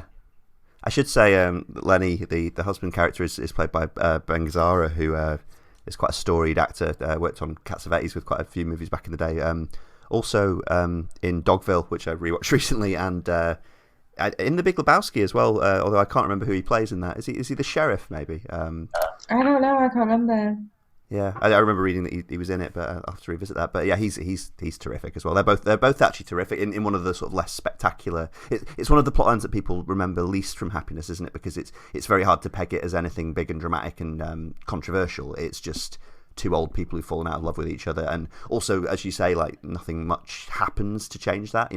It's just having a look at that, isn't it? It's just sharing that space with them, which is unusual for anything you watch on screen. There's no drama. The implication is just over many, many years, they've kind of got to a point where they're done with each other, and that's just natural and normal. I actually really like the scene where she goes to visit the sort of estate agent, and she's trying to find the new place to live, because I think that's there are elements of that scene that are played for laughs, like because the estate agent is just so slickly professional that she could be a bit of a stereotype. But I actually think insofar as any sort of transactional relationship like that can be sensitive. I think when Mona breaks down and cries, like the estate agent is genuinely concerned about her. I think a lesser film would play that as just all fake and artifice, and it's like they don't quite do that. It's a minor tonal thing, but I think that it makes the film feel a bit more real. Yeah, and she becomes like a little bit of a mentor and a guru on how to be a divorced woman for Mona. She says, sort of, getting divorced is the best thing that ever happened to me, and I'll come and show you where all the divorcees live. Yeah. I mean, it's darkly funny as well, isn't it? But it's weird that the cynical estate agent character that you'd have in most films, it almost provides the nearest thing to a beacon of hope. Yeah, I mean, she's sort of like attractive and functional and seems largely happy. So, maybe she will be able to guide Mona into this next phase of her life where she's actually gets some kind of fulfillment. Yeah, it's almost like that family's cursed, isn't it? Like outside of them, just if you just take a few steps outside of them, happy people do exist. And but they're just trapped in this bubble of despair that none of them know how to break out of. Yeah, it's so interesting. I on Lenny's side of the equation, he's trying to be a newly bachelor man, and he ends up running into that sort of old flame, doesn't he? Or someone who's always had an interest in him. And I think, is it one of the there's a few sex scenes in the film, but they have a sort of brief sexual liaison which is one of the least glamorous sex scenes I think I've ever seen in a film. The most taboo things about this film is that old people sex. Murder, rape, paedophilia aside, you never see old people sex. Yeah, it's true. So that's one of the most uncomfortable scenes to watch. Yeah, but I mean, because of its rarity, partly, because as you say, we're not conditioned to watch things like that. I was actually thinking about this. Again, I don't know how much of this will make the final podcast cut, but as a teenage boy watching this movie, because there are a few sex scenes and things like that, and I do remember finding some scenes in this erotic. So, I mean, obviously, as a teenage boy, you don't need much excuse, really, do you? Like, anything. But, we'll talk about the Joy plot in a minute, but, where she has that brief and ridiculous sex scene with Vlad, but that, at the time, I get now why that's not a particularly sexy sex scene, but at the time it was a relatively explicit one, and, beggars can't be choosers. I remember my attitude to it being that, Yeah, no, I think that the all people sex isn't that sexy, but I think the Joy sex scene was. Just because it's like it did come across as fairly passionate. Well, I think it's almost entirely the moans that Jane Addams is making as well. It's kind of again watching it as a teenage boy before I'd had sex. It was kind of I think for all its not that happiness is a manual for living any kind of life, but it does illustrate so many areas of human sexuality, doesn't it? That I think there was a certain way in which I was looking at it as a teenager and going, oh, okay, that happens. Okay, that happens. That's terrifying, and that happens. But crossing the lines between healthy and unhealthy sexual relationships and sexual conversations, I think we'll come to more with the Dr. Maplewood storyline. Yeah. But it does do a very good job of demonstrating that there are various lines that you can cross at which sex goes from being healthy to unhealthy or damaging. Have you noticed that? I think I thought about this when we were discussing it when camping weeks ago. But have you noticed that a taboo that seems a bit too far for this film is female masturbation? Yeah. Weird, that, isn't it? Because the male masturbation is touched on in a few different storylines in this, and is actually quite central, portrayed and central to it in some respects. Yeah, but it's not touched upon at all. I don't think so. I mean, not only is it not portrayed, which would be very common to Hollywood movies, but I don't think it's mentioned. It's funny because at its root of it, you've got these three frustrated sisters who all kind of have their own issues in that respect, and it seems like a very glaring omission. Yeah, and there's not even a glimpse of a vibrator on the side, or anything that would suggest that for women, sexual satisfaction can be gained without a man's help, basically. And I don't think anyone gets any sexual satisfaction in that film at all, except for Dr. Maplewood. Yeah. We'll get to that. Certainly, women don't get sexually satisfied. But there is a moment with Joy where Joy seems to attain, even momentarily seems to attain a moment of that, at least, before it's pointed out how deeply flawed this new relationship she's made is. You know what? Let's move on to the Joy storyline, actually, because that's a good link to that. So Joy, portrayed by Jane Addams, is the youngest sister of the three, and she's seen as the kind, certainly by the other two sisters. Some of my favourite scenes in it are the ones where the two older sisters are talking about Joy as being the problem child. Yeah, there's just something so realistic about that, isn't there? I can't tell Joy that the parents are splitting up. The two older sisters, they meet up for dinner to talk about Joy and what's to be done with Joy, kind of thing. Yeah. I know so many, especially as we're getting a bit older, I know so many siblings in our real life who do that, who essentially convene councils of siblings to talk about the absent ones.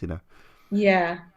I'm quite. I consider myself quite lucky because not only did me and my brother have a really nice relationship. I hope he would agree. He certainly agreed to be on the podcast, so that's promising. But also we have a 1-to-1 relationship. We don't. There's because we only have two siblings. There's no room for factionalism. Yeah. Your sibling relationship exists with one other sibling, and it doesn't need to be fractured by any kind of stronger or weaker relationship with a different sibling. Yeah, because even the nicest sibling relationships where they have more than one sibling that I know in my personal life, even the nicest and closest and warmest ones, they just innately, because of the numbers, have that. They have the thing where they can meet with each other and talk about each other, and there's nothing wrong with that. That's just inevitable. That you will air your thoughts about your nearest and dearest. But because me and my brother don't have that, I'm more comfortable in that zone. I think you do get the impression in Happiness that Joy very much feels like the black sheep as well. Yeah. Well, I suppose she's like the least materially secure, isn't she? She's the sort of perennial single. She's living in their parents' house. Oh, is that right? Yeah, 'cause she says that to Vlad. I think the parents have moved to Florida at least most of the time, like doing that old people thing where you go and live in Florida. But that's their childhood home because she tells Vlad that she's lived there for 30 years. So yeah, she is that sort of stereotypical. Still lives at the parents' house. Doesn't have a career.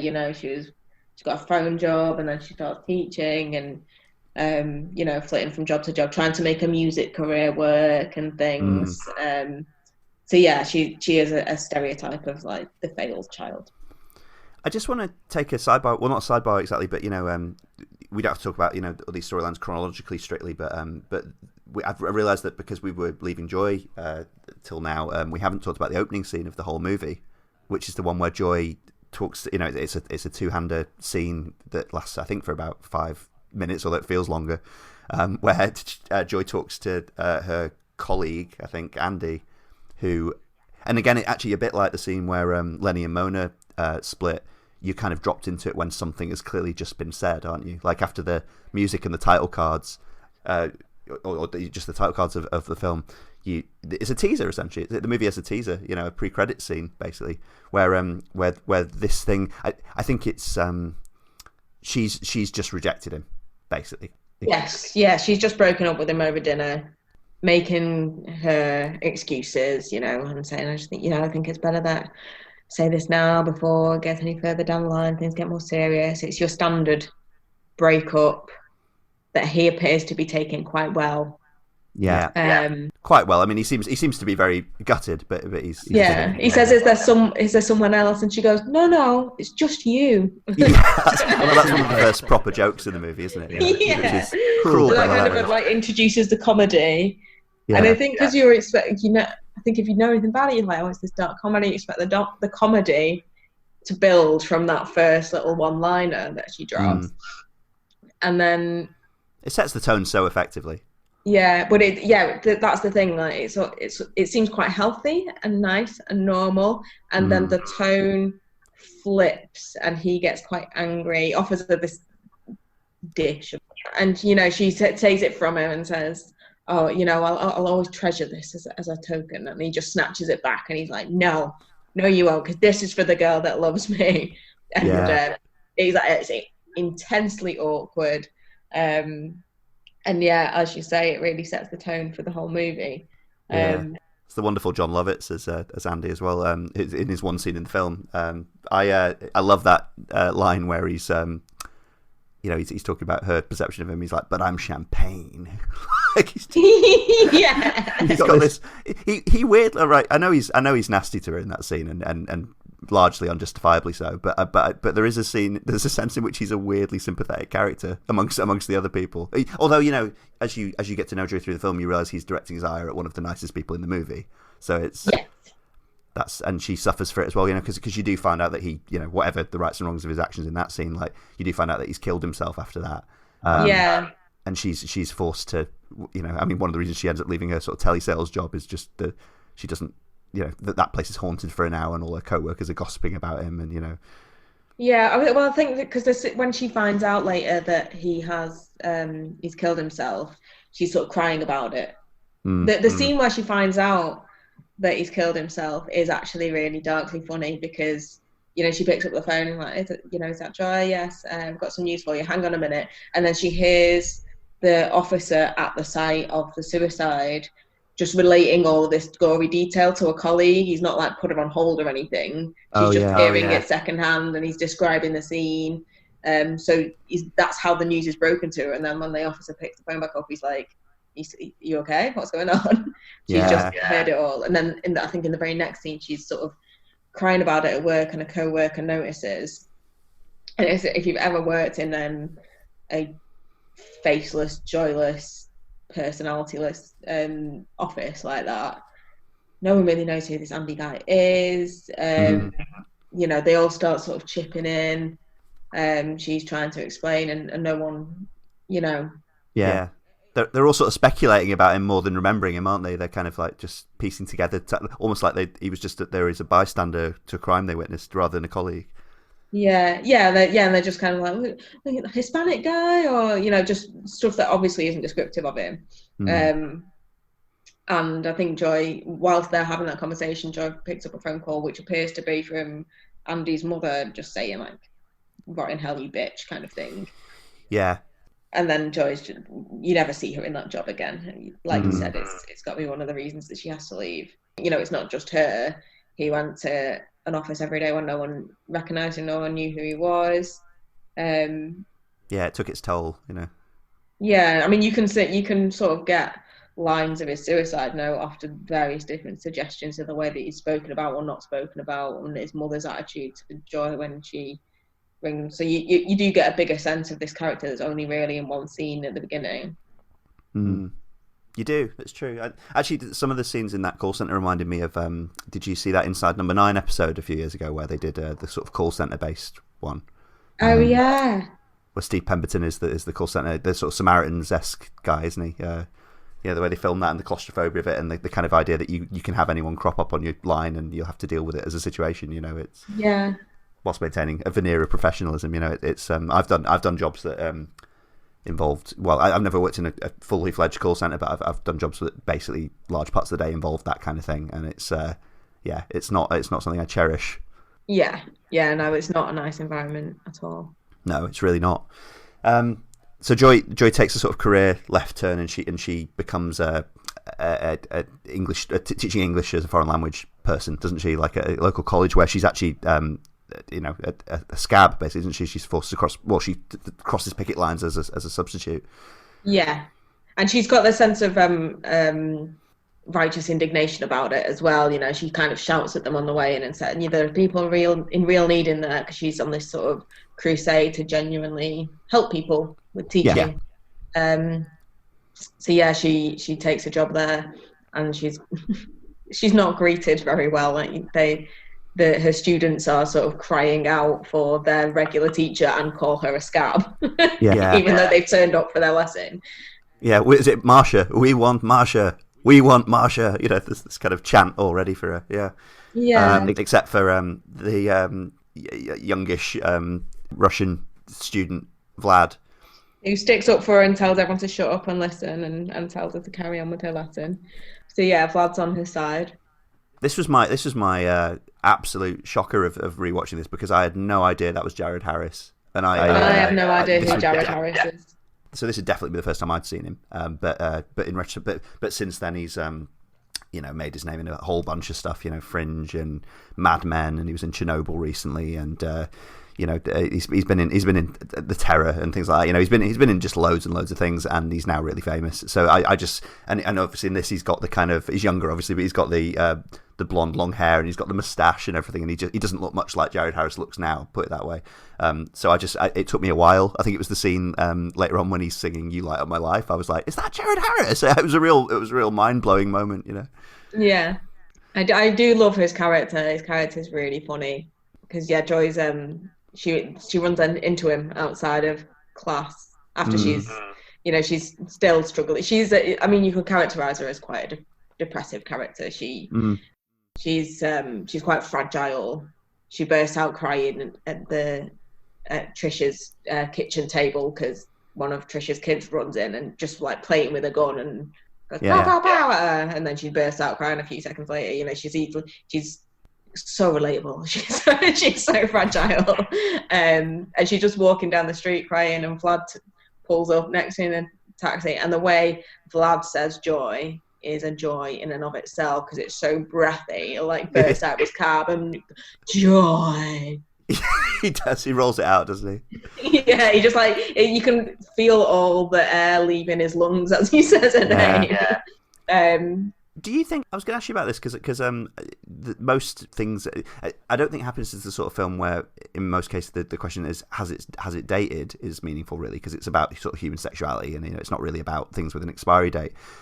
Do you think, in terms of the portrayal of Vlad and his kind of girlfriend that you meet later, do you think there's a bit of maybe a bit more uncharitable sort of xenophobia in this? Because because obviously he's been played by an actor who isn't Russian as well, so there's that. So there is a bit of Borat voice going on, in a sense, isn't there? You know, there's that happening. But do you think it's objectionable, or do you think it's defensible in a film where no one is a nice character, or almost no one? Well, I mean, I think that the thing is that they are, as a Russian, he is stereotyped. He's a cab driver, Also, there was a comment that one of the other teachers makes to Joy that the Russians have BO.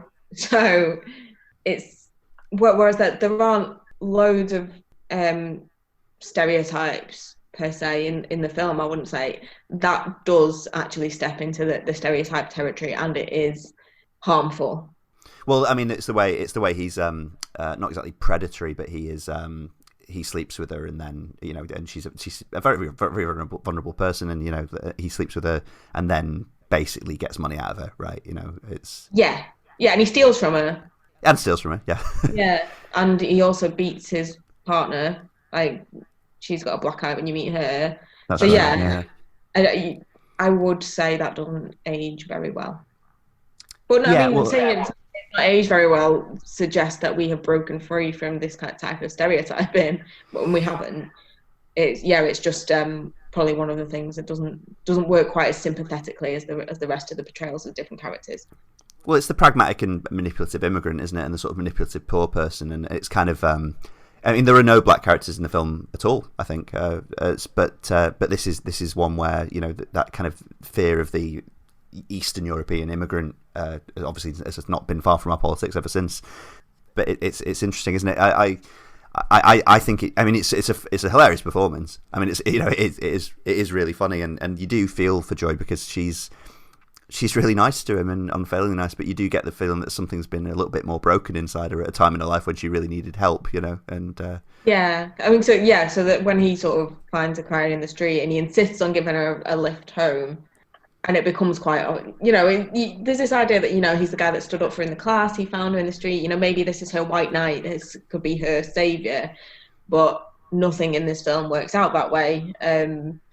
It becomes obvious that he wants more from her. He kisses her, pretty much invites himself in, sings to her in like what should be a really romantic thing. They have sex, and then immediately goes, I have to go now. And so he later finds out that when on his way out he took a stereo a watch or something. Yeah, it's a shame. I've just realised that in some ways narratively he's kind of her Christina, isn't he? Like, because he's even down to the use of music, because like they through him singing "You Light Up My Life" and that being used as a romantic swell over the cut to their sex scene, you see him as this potential unlikely, again, sort of rom-com soulmate for her, because you can imagine a sweet vanilla version of this film would be about her and this slightly rough-edged immigrant finding mutual common ground and finding, but the world of happiness is too hard-nosed and I suppose cynical, but like it's just a bit too real for that to happen, isn't it? Yeah, definitely. You can't get comfortable watching happiness. Well, if you think something is resolving nicely, it's not. So yeah, and then even after that, she seems like, we had this conversation before about whether women get sexually satisfied in happiness, and you see her sort of like walking into work, and all the protests outside the college are going on in slow motion, but she's just going around. She does seem satisfied. I wouldn't say that she had an orgasm, but she seems satisfied in that she's felt this connection with someone, and just the physical closeness has probably done something for her. Yeah. I think that scene they're playing a sort of is it like a sort of panpipes woodwind version of the Happiness song that you've seen her sing in a previous scene. That's the other thing about Joy, isn't it? Not only is she called Joy, which it has that sort of inside out literalization, but she also literally sings the theme song of the film, which rebounds at the end there. I love, we've sort of been touching on how generous or otherwise the humour of happiness is.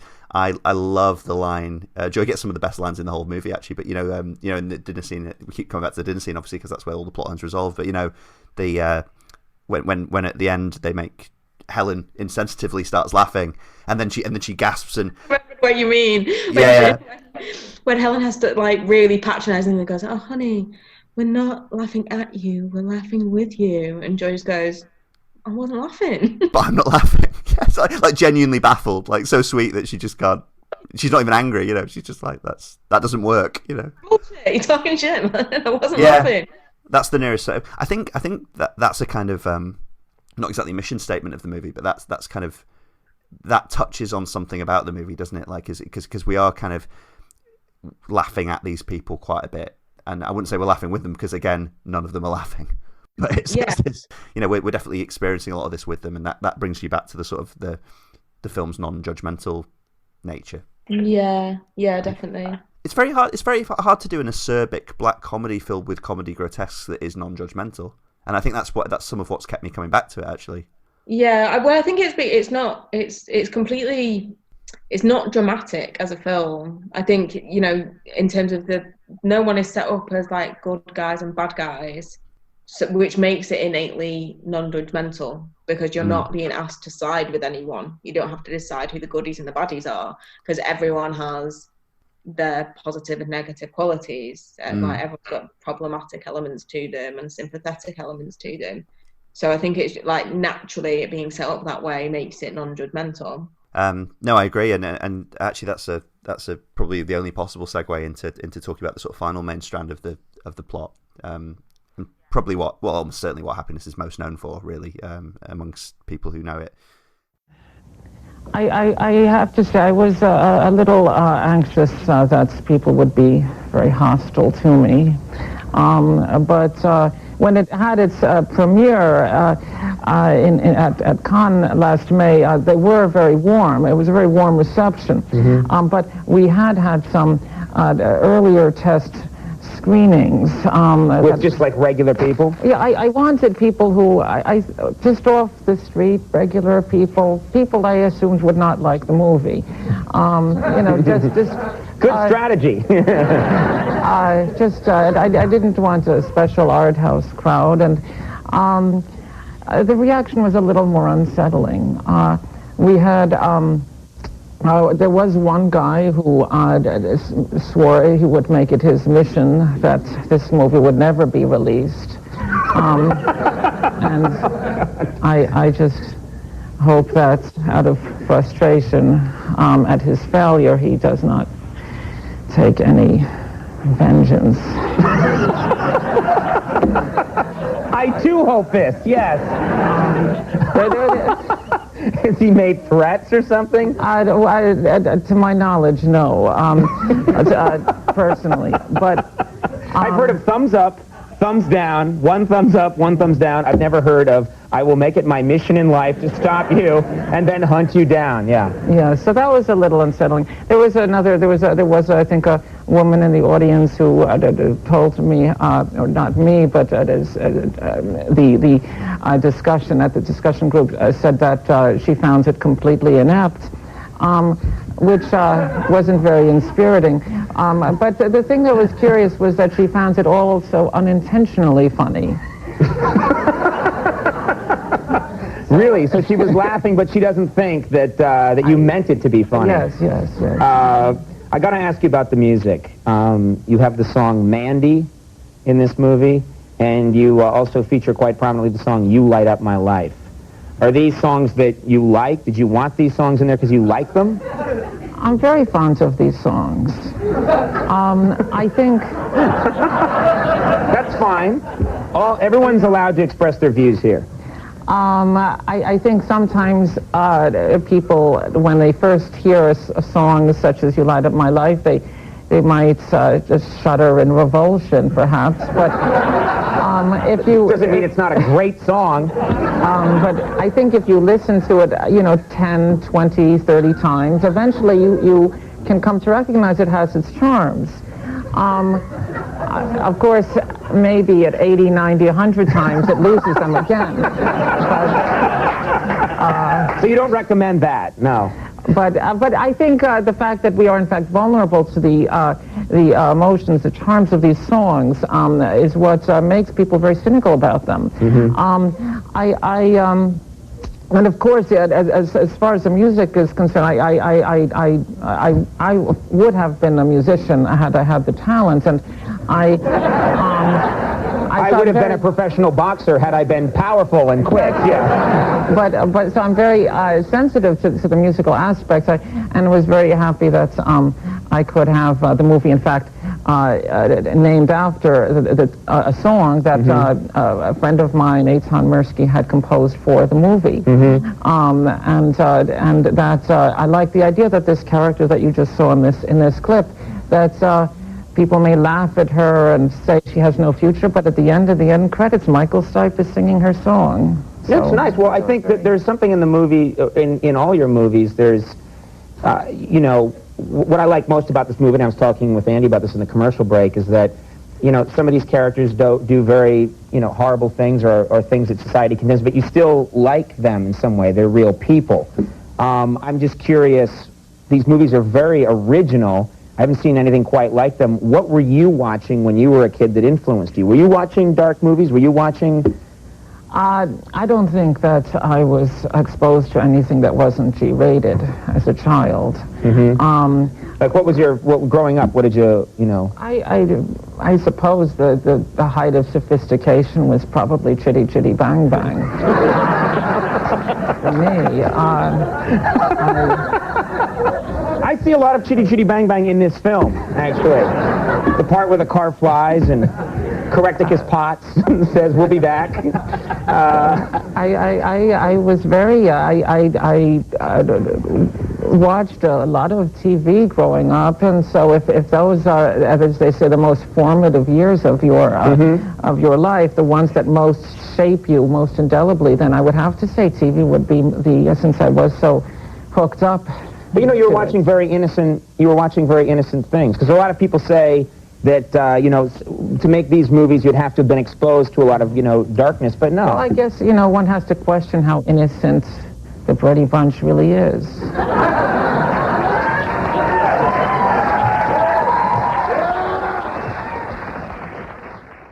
So, we're turning inevitably to the thread of the plot that involves the eldest sister, Trish, and her husband, Bill. And their son Billy, because that's, as I say, it's kind of the almost like the marquee fact about Happiness is that it involves paedophilia and it involves a portrayal of a paedophile who not only has paedophilic thoughts and desires but actually acts on them throughout the movie, and you know. So that, you know, that I think I'd heard of it, like that, you know, when I was seeking out on film for on VHS, you know, in the early noughties, I think I'd heard of its reputation. I'd probably read about it in some film magazines, you know, as being partly about that, and it was intriguing, you know, because I think before that I'd seen paedophilia touched on in some things that I'd come in contact with. Notably, there's an episode of the '98 Talking Heads, the Alan Bennett Talking Heads plays that is about that. I think it has David Haig in the original version, you know, who which is quite a sympathetic portrayal of a paedophile. I'd argue certainly without glamorizing it or excusing it, but you know, it gives you a sort of human portrait of the kind of man who might not only feel those things but also act on them. Did you? Because we talked a little bit about this, didn't we, when we were camping? But you know, this clearly made an impact on you, didn't it? You know, in terms of addressing that topic. Yeah, sure. I think it was, for me, I think the first thing I'd ever seen that portrayed a paedophile not as this sort of monster lurking in the bushes, you know, walking among us, respected member of the community, goes to PTA meetings, is a therapist, has a therapist, and you know, it's sort of a normal member of society, which is true. Like that is what a paedophile is. It's not. It's not someone who lives in a gutter and crawls out on a full moon to abduct children. It's the guy down the street. Yeah, they're not a different animal to us. Yeah. And I think it's comfortable. It's more comforting for us to label these people as evil and monstrous, because that sets us apart from them. You know, I mean, I could never do that because those people are other. They're not human like us. It's uncomfortable to watch, to see a character that is very human, very normal, and also a paedophile. I think that's one of the things that the film does really, really well. Yeah, there's loads of things to talk about just in this plotline alone, actually. Like, there's so many scenes that stand out. One of the things I was going to talk about sort of centrally, because it runs through it as a sort of backbone of it, is his relationship with his son, Billy. Because I was thinking, rewatching this, that what this was reminding me of is you know, when sketch comedy, the sort of more thoughtful sketch comedy, touches on a sort of dramatic idea, or like has a sketch that evolves and varies as sketches tend to do, but that has a dramatic heart of it. I'm thinking of things like Ted and Ralph in the Fast Show. There's things where there's a tragic element to it. I was thinking there's so many well-written scenes in Happiness, but the scene, I think there's at least 3, isn't there, culminating in the final one. But where Bill talks to Billy about his sort of childhood problems, and if you were doing this as part of a dark sketch show, like a sort of Monkey Dust-esque sketch show, you would. The joke is always that the conversation gets inappropriate, as we would. Yeah, there's like an anti-punchline at the end of it. So when these conversations with Billy first start, I mean, Bill Maplewood has already been established as a paedophile. You've seen him go and buy a magazine, like a boys' magazine, and then you've seen him go and masturbate in the car. Yeah. So it's very clear what. Yeah, you're clued into it fairly early on as the audience, aren't you? It's not.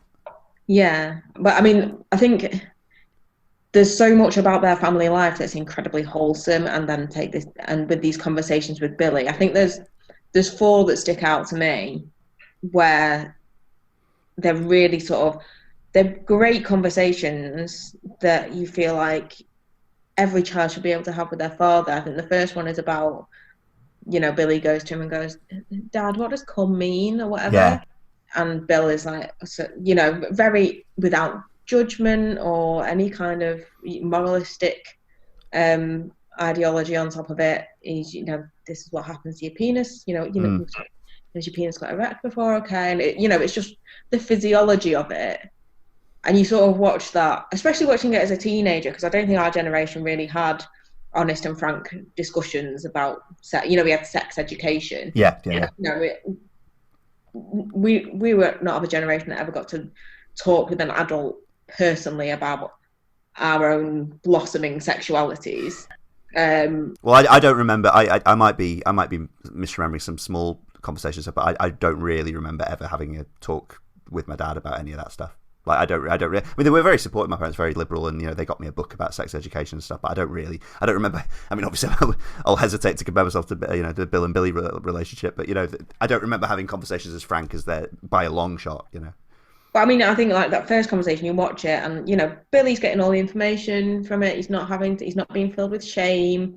Bill isn't sort of making him feel uncomfortable with the way that he's it's not embarrassing, and you kind of watch that and go, yeah, that's great parenting. That's what the kind of information kids should be able to access to their parents. And then it just takes this really dark, sickening turn when Bill says, do you want me to show you like how to masturbate? It makes the hair stand up on your neck. It's really horrible. But that's also a joke, though, isn't it? I mean, like, I don't disagree with your visceral reaction to it, but I mean, it is also a dark joke, Yeah, I mean, that's what I mean by when I partly funny. Call it the anti-punchline, in that it's not the comic relief at the end of the joke. It's it inverts the entire joke. Yeah, well, and the fact that Billy just seems to reasonably consider it as well. Yeah, he just goes, no. No, I probably got it. Like it's just kind of, I mean, he doesn't know any better. He doesn't know that that's not something that father suggests to their son.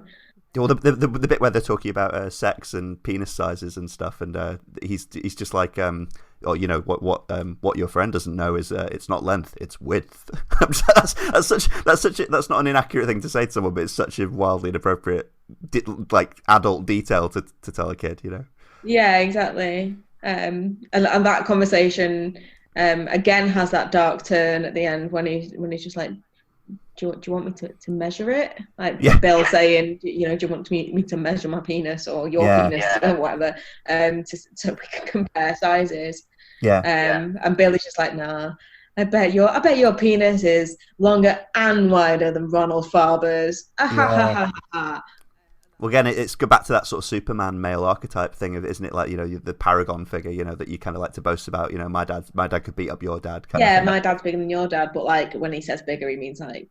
Yeah, well, it's what I think. I knew I'd struggle to talk about this, not because of the appropriateness of it or whatever, but because those scenes are almost impossible. They're like it's like the Hurt Locker or something. They're almost like bombs that are impossible to defuse because there's so much threaded into them at such a deep level, because I think for instance one of the things they are is they're kind of a slightly cynical take on the idea of liberal parenting, or rather they're kind of like a little joke about, because we were talking about it quite approvingly as like, on the surface at least, of like, this is the kind of parenting you might want to receive to an extent because it's so insightful and so honest and that kind of thing, but they're almost like a joke about, that sort of joke about like, this is the future liberals want, it's kind of this is liberal parenting in action, where the conversation will get into uncomfortable territories, where, and obviously some parents will be better equipped for it than others. But you should relate that though to liberal parenting, because the third conversation that springs to my mind is the conversation that Billy has with his dad about at what point would I be old enough to stay home by myself, and he's like, now as an 11-year-old boy, would I be able to stay home by myself? And you watch Dr. Maplewood sort of check his mind as he goes, what about if I was 12? Like, the 12-year-old boy still attractive enough for me to break in and try and assault them? Yes, that's still too attractive. What if I was 13? Okay, 13's probably okay as long as you don't still look 11. Oh, so you think in that scene he's kind of he's processing the threat he knows he poses to boys, and he's using that knowledge to try and be a good parent.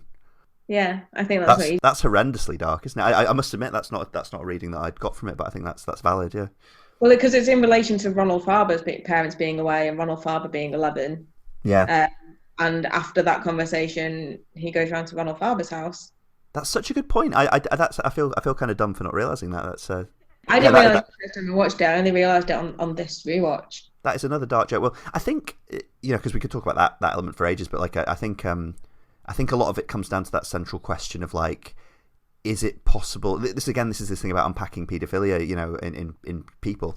Like, is it possible for him to be a good father if you detach it, and is it possible to detach it from him being a paedophile? Because those scenes are almost like an extended riff and investigation of that, aren't they? And again, it's always darkly funny as well. It is a successful comedy throughout, but like, I think the jury's out basically. I think at least when Solondz comes to the question, Yeah, I think with his character, I think his character plays on that thing that parents always say, like that. I would do anything to protect my kids, but anything for Dr. Maplewood means directing his sexual energy away from his kid at another kid or a couple of other kids within that film. Because when they have their final conversation, of the 4 Billy conversations, when he's been exposed as a paedophile, and I don't know why they're still in that house by this point. Like, the children should have been removed from the house. Yeah, I thought that at this point. I was like, is this realistic? This conversation? Why is this man being left alone with his target prey? But yeah, Bill Maplewood comes clean to Billy about the fact that he has raped 2 of Billy's classmates. Yeah. And Billy asks him, would you ever, oh God, I can barely even say this. Billy says, would you ever fuck me? Yeah. And Bill says, no, I'd jerk off instead. He's quite clear about the fact that there is an arousal there, but he is doing everything in his power not to lay a finger on his own child, and he's doing that I would do anything to protect my kids thing. So he is that parent, that archetypal good parent, but with a problem before him that you don't really see played out in any other narrative. Well, and I think so. I've got a few things to say about that, but I think I'm glad you highlighted that because I'd say that's another one of those punchlines, isn't it? Like that, because I remember as a maybe slightly less sensitive teenager, I remember laughing quite a lot at that as a dark punchline. I mean, I knew how dark it was, obviously, but like I joke. By that point in the film, you've settled into the darkness of it. It's not as uncomfortable to laugh at these. Yeah. You understand the comedy quite well. Yeah, and you've settled into it, so it is quite funny, and also you are begging for that comic relief. He could have said anything at the end of that scene and you would have laughed at it because you absolutely had to laugh because that scene is so dark. Yeah, well, he's being frank with Billy up till the end as well, isn't he? Like to possibly the last conversation they'll have. Basically, it's. I'd forgotten how they both. I remembered Billy breaking down and crying, but I'd forgotten he does as well. At the end of that scene, I'd forgotten that detail. I think I just remembered him sort of staring blankly, but they both cry as that fades out. I was going to say. Billy, you know, as you say, like he talks to Bill early on about his early sort of masturbatory efforts, and you know, like the idea that he doesn't really have the idea of what an orgasm is yet, and all that sort of stuff. Isn't it interesting that their final conversation involves Bill talking about masturbation? Like literally the final thing he says to him is, "I would turn to masturbation for this," because of course the ultimate punchline of the film is an ejaculation, and it's Billy, and it's him achieving that. And it's him voyeuristically looking at a neighbour woman as well. So you've got elements of Alan in there as well, like sort of nascent Alan. But you've also got him then coming into the final dinner scene and declaring, "I came," you know, as this victory. And he's smiling, looking for a gold star essentially, because he's had this ridiculously inappropriate relationship with his dad. You know, but you know, a truthful one for the most part. And it's kind of, you've got that again, you know, male masturbation as this kind of strange coping mechanism, haven't you? Because like, who knows now what Billy is trying to suppress, and what you know. Yeah, absolutely. I think there's that, because that final scene where, you know, Billy's been through all this, and all the characters have been through this, and the three sisters with both the parents and the kids are all sitting around the table, and it's, you know, everyone's just sort of trying to move forward with their lives. You know, let's leave all this trauma behind. Everyone's been through something. We're ready to take the next step, and Billy ejaculates for the first time, and you get this grossed out comedy thing where the dog comes out, licks up the ejaculate, and then goes and like licks the faces of one of the people inside. So, you know, it sets it just back to, you know, comic, gross, you know, like American Pie kind of comedy. Well, I was going to say, it's funny you mentioned American Pie. I was thinking like that's the point where it almost steps over just into being a John Waters movie, isn't it? Like a sort of Pink Flamingos-esque, you know, that sort of earlier extreme kind of comedy, you know. But yeah, and then but like again sort of an anti-punchline at the end of the film is him coming in and saying, "I came," and everyone just looking up, horrified. Yeah, I love that you don't get the next part of that conversation, however that went, you know. Yeah, but I think like the two things about that is everyone is more horrified about a boy saying that he's masturbated and ejaculated, which isn't something that anyone should be ashamed of. You know, everyone's looking at him horrified, but you never see people sort of hold each other to account for all their problematic behaviours in the same way. It's just this boy having a sexuality that's so horrific to them, and it makes it, you know, the point that you know, you don't just leave trauma behind, you don't just move on and it's okay. It's got this indelible imprint on everyone. And Billy has got a long way to come to if he wants to sort of have a normal attitude towards sex, because but given this family, you don't really have high hopes for him getting it. no, where's he going to get that from? Receiving that guidance. I was thinking that, you know, because we were talking about you were talking about Bill turning his paedophilic impulses away from Billy, you know, trying to keep him safe from himself. I think that's something that I can, because I don't have kids, but I do think I might one day want to have kids, and I think I can relate. Again, you have to be very careful about what you're saying here, but I think I can relate to the kind of thing that is, because that's, anyone has their indulgences and their impulses that are maybe more selfish or, you know, indulgent, you know, and kind of what do you call it, pleasure, hedonistic, you know, and that kind of stuff, and obviously most people in our society have ones that are more conventionally accepted or more, you know, more consensual as well, you know. There's all that, but everyone has darker impulses, and I think I definitely worry about that in terms of being a father one day. I definitely worry about, you know, whether it be, you know, drinking habits or gambling proclivities, or, you know, anything like that, anything that could endanger a family, and you would be the one doing it. It's like that The Shining thing, really, isn't it? It's you could put this as a double bill in, you know, fathers putting their families at risk with The Shining, you know. Yeah, for sure. And I think one of the sad things about that storyline and about Bill Maplewood as a character is that he doesn't have an outlet, and I think that's one of the things that sort of imprinted on me. Like, he is a therapist, he has a therapist, but there's no one you can go to and say, "I'm attracted to kids." And I think that's one of the things that made me think quite a lot about this attitude that we have, that paedophiles are monsters and whatever. That, you know, for example, you get the bus to work every morning, and one day a kid gets on a bus and you're like, "Oh, you know, like through no fault of your own, you've not like, gone out of your way to cultivate this arousal when it comes to children, but it happens, and as soon as that happens, you are the worst thing in the world as far as society is concerned. Yeah, almost beyond redemption, really, in terms of how we consider crimes. Irredeemable monster that everyone will cry out for to be castrated or killed should they find out. And you know, there's no, even when you go for therapy, you know, they say everything is confidential unless we have reason to believe that you pose a threat to anyone, especially if that is a child. Yeah. So I mean, how are you supposed to have confidence going to get help for this? And it did occur to me when I first watched Happiness that had we had more sympathetic attitudes towards paedophilia, not child sex assault, but just the arousal, maybe we could more easily prevent children being harmed, which is why I give money every month to a charity called Stop SO, which offers therapy for people that have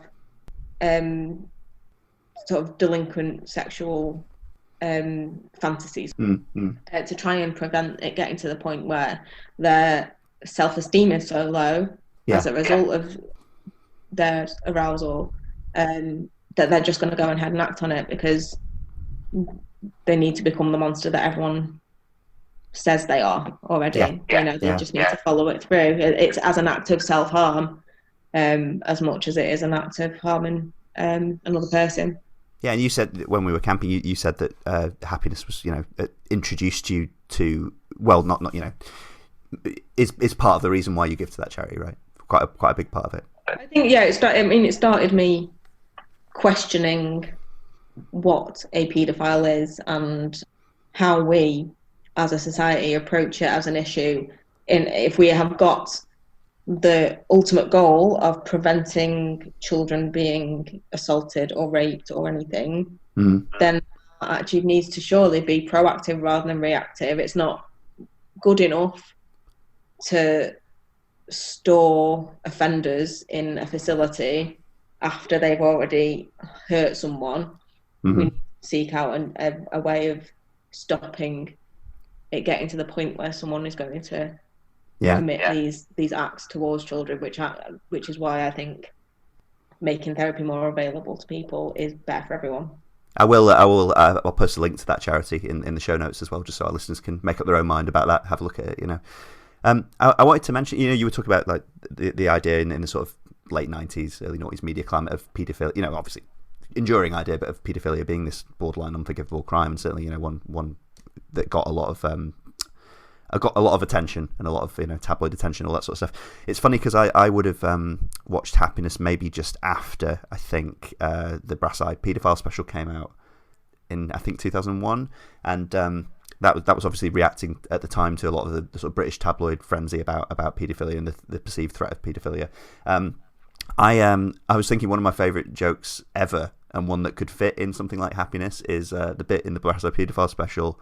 I think I've talked about it to you before, but the bit where Simon Pegg is playing a paedophile who's sort of in the stocks, and Chris Morris presents him with his own son, and he's like, you know, and he's like, there, you know, I bet you like that, don't you? Like, you know, I bet, you know, how do you rate this? And boy, he's like, you know, I don't fancy him, and he's like, what? He's like, I don't fancy him, and he's like, and at that moment, Simon Pegg's really funny in that as well, but like that moment where Chris Morris is like, he realizes the cameras are rolling, and in that moment his pride is offended because this paedophile doesn't fancy his son, and he's like, yep, good, you shouldn't. But you can tell he's slightly offended.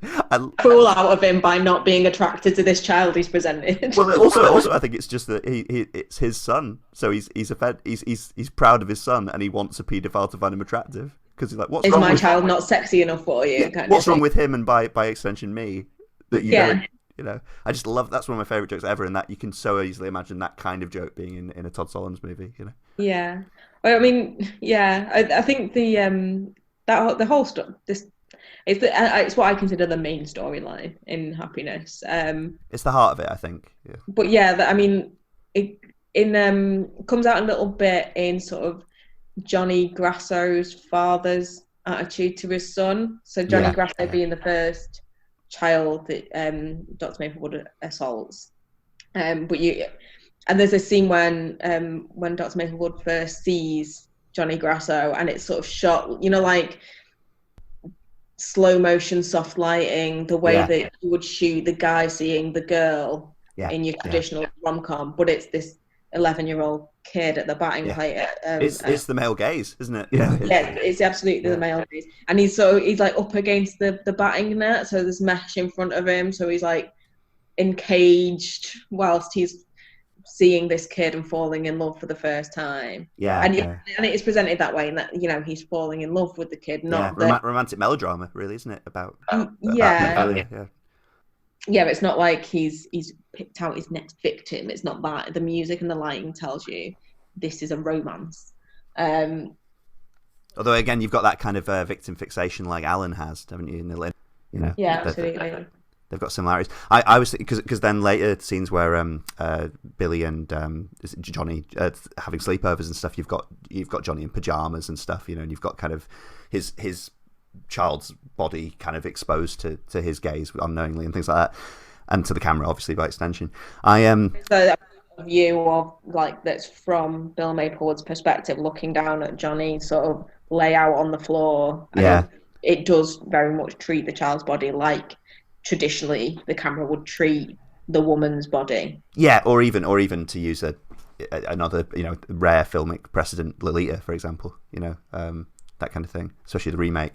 I think that scene that's at the sleepover where Bill has drugged the sandwich and is trying to get Johnny to eat it is one of the other most successful examples of dark comedy and weird identification and sympathy, because I found myself watching it, as I did when I was a teenager. I found myself watching it this time, and you kind of, again, being very careful here, you kind of want Johnny to eat the sandwich, and it's because Bill is so massively frustrated, and in that scene he's your protagonist. Yeah, exactly. I think it's a scene we've seen multiple times in sitcoms, and the kind of scene where it's like the kind of lengths that Frasier will go to get a woman to stay in his apartment, not disrupt the date, and it becomes farcical, and you see it in all sorts of sitcoms and romantic comedies and stuff. Frequently have what is essentially a fairly predatory male character who is trying to just win time with a woman, usually. Maybe get her to drink a bit more, maybe tell her that there's no cabs to be got, like trying to maintain association. And for reasons of farce, that's usually portrayed as an uphill struggle, and an increasingly difficult one as well. Exactly, and it keeps going wrong, and then keeps having to come up, he's going to go out and buy stuff, and, I'll go out and get ice cream, I'll go out and do this and whatever. And his wife's sitting there going, "Oh, don't be stupid, it's late, he doesn't need it." And I remember when I watched it for the first time in college, we all sat and watched it. What an uncomfortable film to watch in a group of 20 teenagers. But our film teacher, Mark, was sitting at the back of the classroom, absolutely guffawing his tits off, which gave us permission to find it funny, sort of like continued bellowing laughter from the room.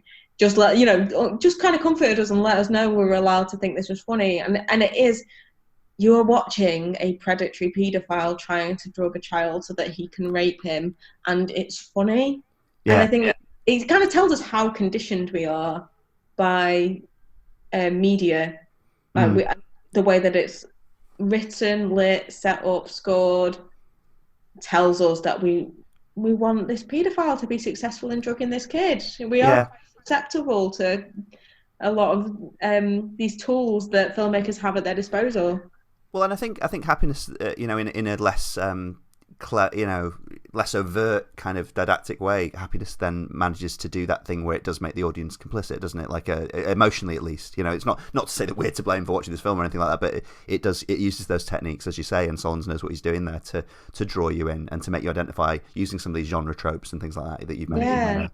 I wanted to touch on two scenes that we hadn't really mentioned. One's you've talked about Bill being in therapy himself. Obviously early on in the film he has that. You actually see that one of the least sort of realism bits of the film, really, where you see his dream of this gun massacre. Yes, he walks through the park with an AR-15 and just starts gunning down happy people. Yeah, yeah. And then he says to his therapist, he says, like, you know, he says, like, the difference this time is I don't kill myself at the end. Yes. And I think this is one of the things that struck me when I first watched it, like, you know, saying that he has a therapist. He is allowed, he feels okay going to his therapist and talking about his fantasies of murdering en masse and killing himself. And that is not as problematic as going and talking about his sexual arousal. And I think it's just one of the key themes of the film about how sexuality is taboo, and in many ways far more taboo than murder. Just in the fact that this film is taboo, and it's not you know, you don't see violence on screen. Yeah. We're very used to watching violence. Violence isn't taboo anymore, but sex still is. I think I'm not in therapy or counselling at the moment, and rarely have been. But like I'm actually just thinking to myself now. I think I probably would be more comfortable going to a counsellor or therapist and saying that I'd had violent dreams than I would saying that I'd had subversively, you know, illegally sexy dreams. Basically, I think I really would. You know, yeah, that's the thing. I think. Yeah. I wanted to. I mean, it's interesting because I mentioned before that Alan himself is in therapy when we talk about Philip Seymour Hoffman's character, and you see one of his therapy scenes, the one where he's talking about all his violent sexual fantasies to Bill, as Bill's his therapist, and I love that scene where Bill's just zoning out, you know, and he's going through a mental, like a lot of adults do at times in their life, you know, where they're trying to do their job and they're trying to be sensitive, but also he is on the clock and his thoughts are going to the sort of list of things he has to do, you know.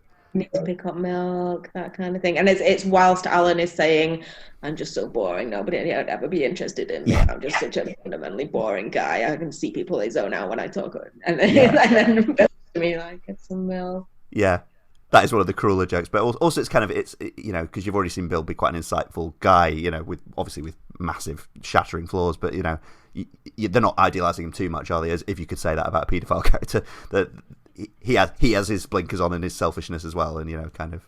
But one scene that really struck me on this watch was that I didn't really remember was, you know, that we were talking before about female sexual fulfillment and stuff.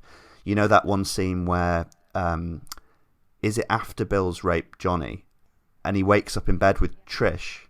They wake up. I found that one of the most uncomfortable scenes watching it as a grown up now, you know. But like I found it. You know, because she's under they're both sleepy and sort of groggy, and obviously he knows a lot more than she does, but she's under the impression, also sort of growing impression, that they had sex. And I think that's one of the few scenes where they explicitly talk about the fact they haven't been having sex, or have hardly been having sex, which obviously we know we have more of an insight into that than she does. But like, that's a really weird scene, isn't it? Because the way he plays the fact that she doesn't remember the sex that they may or may not have had, I personally think it's ambiguous. He seems to be hurt by that, and is that a moment where he's deliberately cruel and deceptive, where he is trying to get more of a sympathy, you know, like play the kind of, oh well, it meant a lot to me but clearly not to you, you know? Yeah, I mean he's drugged everyone as well, like he knows, so that he didn't get disturbed. I think the implication is that he drugged the entire family. Yeah, because I mean they just pass out having eaten the ice cream, but he doesn't want the ice cream and they have to go make him a sandwich. Yeah. So yeah, like he's, you know, he has violated everyone in that house in one way or another, and then he wakes up and acts like the one that's been violated in a way. Yeah, it's funny that I was latching onto him being slightly emotionally manipulative towards Trish in the morning as like being one of his dark moments, when he has just drugged the entire family. You know, which leave aside the rape for a second. Like, you know, it's you know, that's dangerous in itself, obviously, as well as violating, and, you know, there's a lot to unpick there. Yeah. But I mean, the thing is that he has woken up sexually satisfied for the first time. Yeah. I don't think we learn whether he's ever actually committed an assault on a child before, but this could be the first time he's ever actually got that physical gratification that he's been seeking. So he's woken up sexually satisfied the first time. She's woken up thinking she's been sexually satisfied, but not really remembering. Yeah. No one remembers the bad thing that happened, and it's just sort of like, well, that worked out okay, didn't it? But then obviously it's happiness and it's real life, and it didn't work out okay, and that, you know, there's more to come. I suppose there's also his not only his guilt, but also his sadness at, like, as you say, he's feeling satisfied on that level, but also he's getting a small glimpse into the intimacy that him and Trish could have if he was wired differently. Yeah, I mean, yeah, there is a sadness that he knows he is other, and he is like their existence is this sort of perfect, you know, big house, 3 kids, happily married thing. Trish always refers to herself as the one who has it all, compared to Joy, especially. Yeah. But I love that scene when Helen and Trish are talking about who's the luckier one of those two, and they don't consider Joy in that league whatsoever. It's definitely between those two. Yeah, Joy's just fundamentally broken, and they're the successful ones. But yeah, I mean, like they're the most perfect, typically perfect family, but with the darkest undercurrent. And it's all built on this lie of Bill having to pretend that he's someone who he isn't in order to maintain this life that doesn't really belong to him. Mm. Yeah, no, I think that's a really good summary, and probably quite a good summary of the movie in general, really, and the family dynamic. I think that's a good place to stop. I think, you know, we could ramble more about it, but I think we've covered quite a lot of it, and I think we've addressed, you know, as best we can, sort of our fascination with it, and some of the darker, well, it's all dark, but, you know, the themes in it. Is there anything you'd like to treat that you think we didn't touch on there? No, I think that just the fact that I do like the way that the film wraps up. You know, everything comes to its sort of dark. All the individual storylines come to their dark conclusions, and then there is the scene that we've referred to a few times in our chat, of everyone around the dinner table, and the suggestion that, you know, everyone got out of their situations and everyone's all right now. But I think one of my favourite subtle things about that scene is that the dad character, is it Lenny? Yeah. Yeah, the three sisters, their dad, Lenny, who's been depressed throughout the film. There's a scene earlier in the film in which he goes to his doctor, and his doctor tells him he'll live to be 100, and then he's devastated by this. Yeah, I love that scene. Like, he just wants to be diagnosed with cancer and be like, finally, this is my out, I can leave. And the doctor says, don't worry, just lay off the salt a bit, you'll live to be 100. And in that final dinner scene, you just see him pouring salt. Oh, that's right, yeah.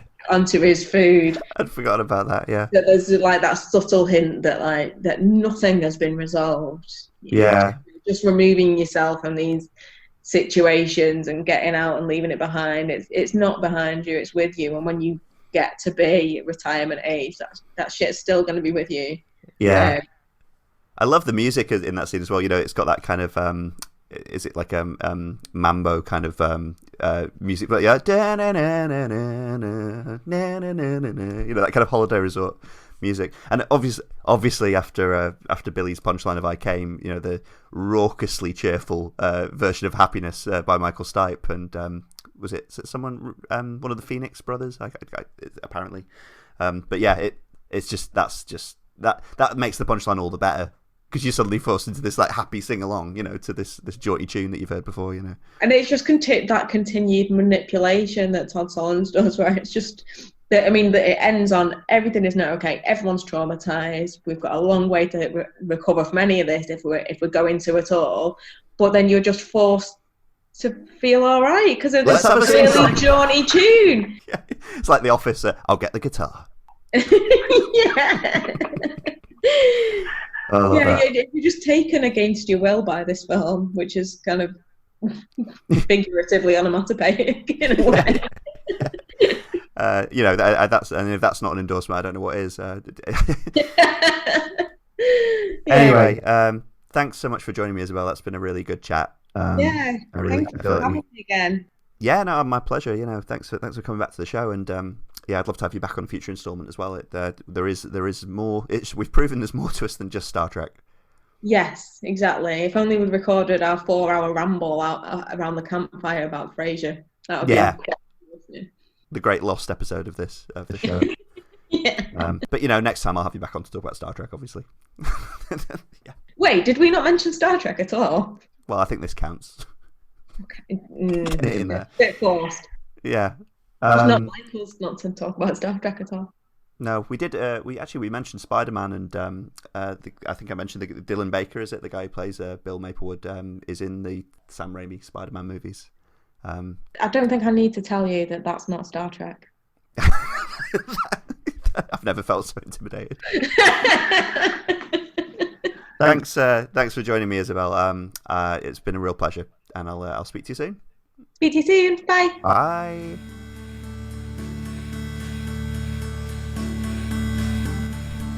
You've been listening to the EscapeGoat podcast, hosted by David Blake Fagiani. If you want to contact the podcast with any feedback or thoughts, you can leave comments on our Libsyn page or under our YouTube videos, or email us at escapegoatpod@gmail.com. You can also reach the show on Twitter on @egoat_pod and follow us for new episode notifications, or get me personally on @dbfagiani. This podcast is available on YouTube, Apple Podcasts and Spotify, as well as our Libsyn site, escapegoatpodcast.libsyn.com. Original intro, outro, and any other incidental music for this podcast is composed, produced, and made available by permission of Richard Gilbert.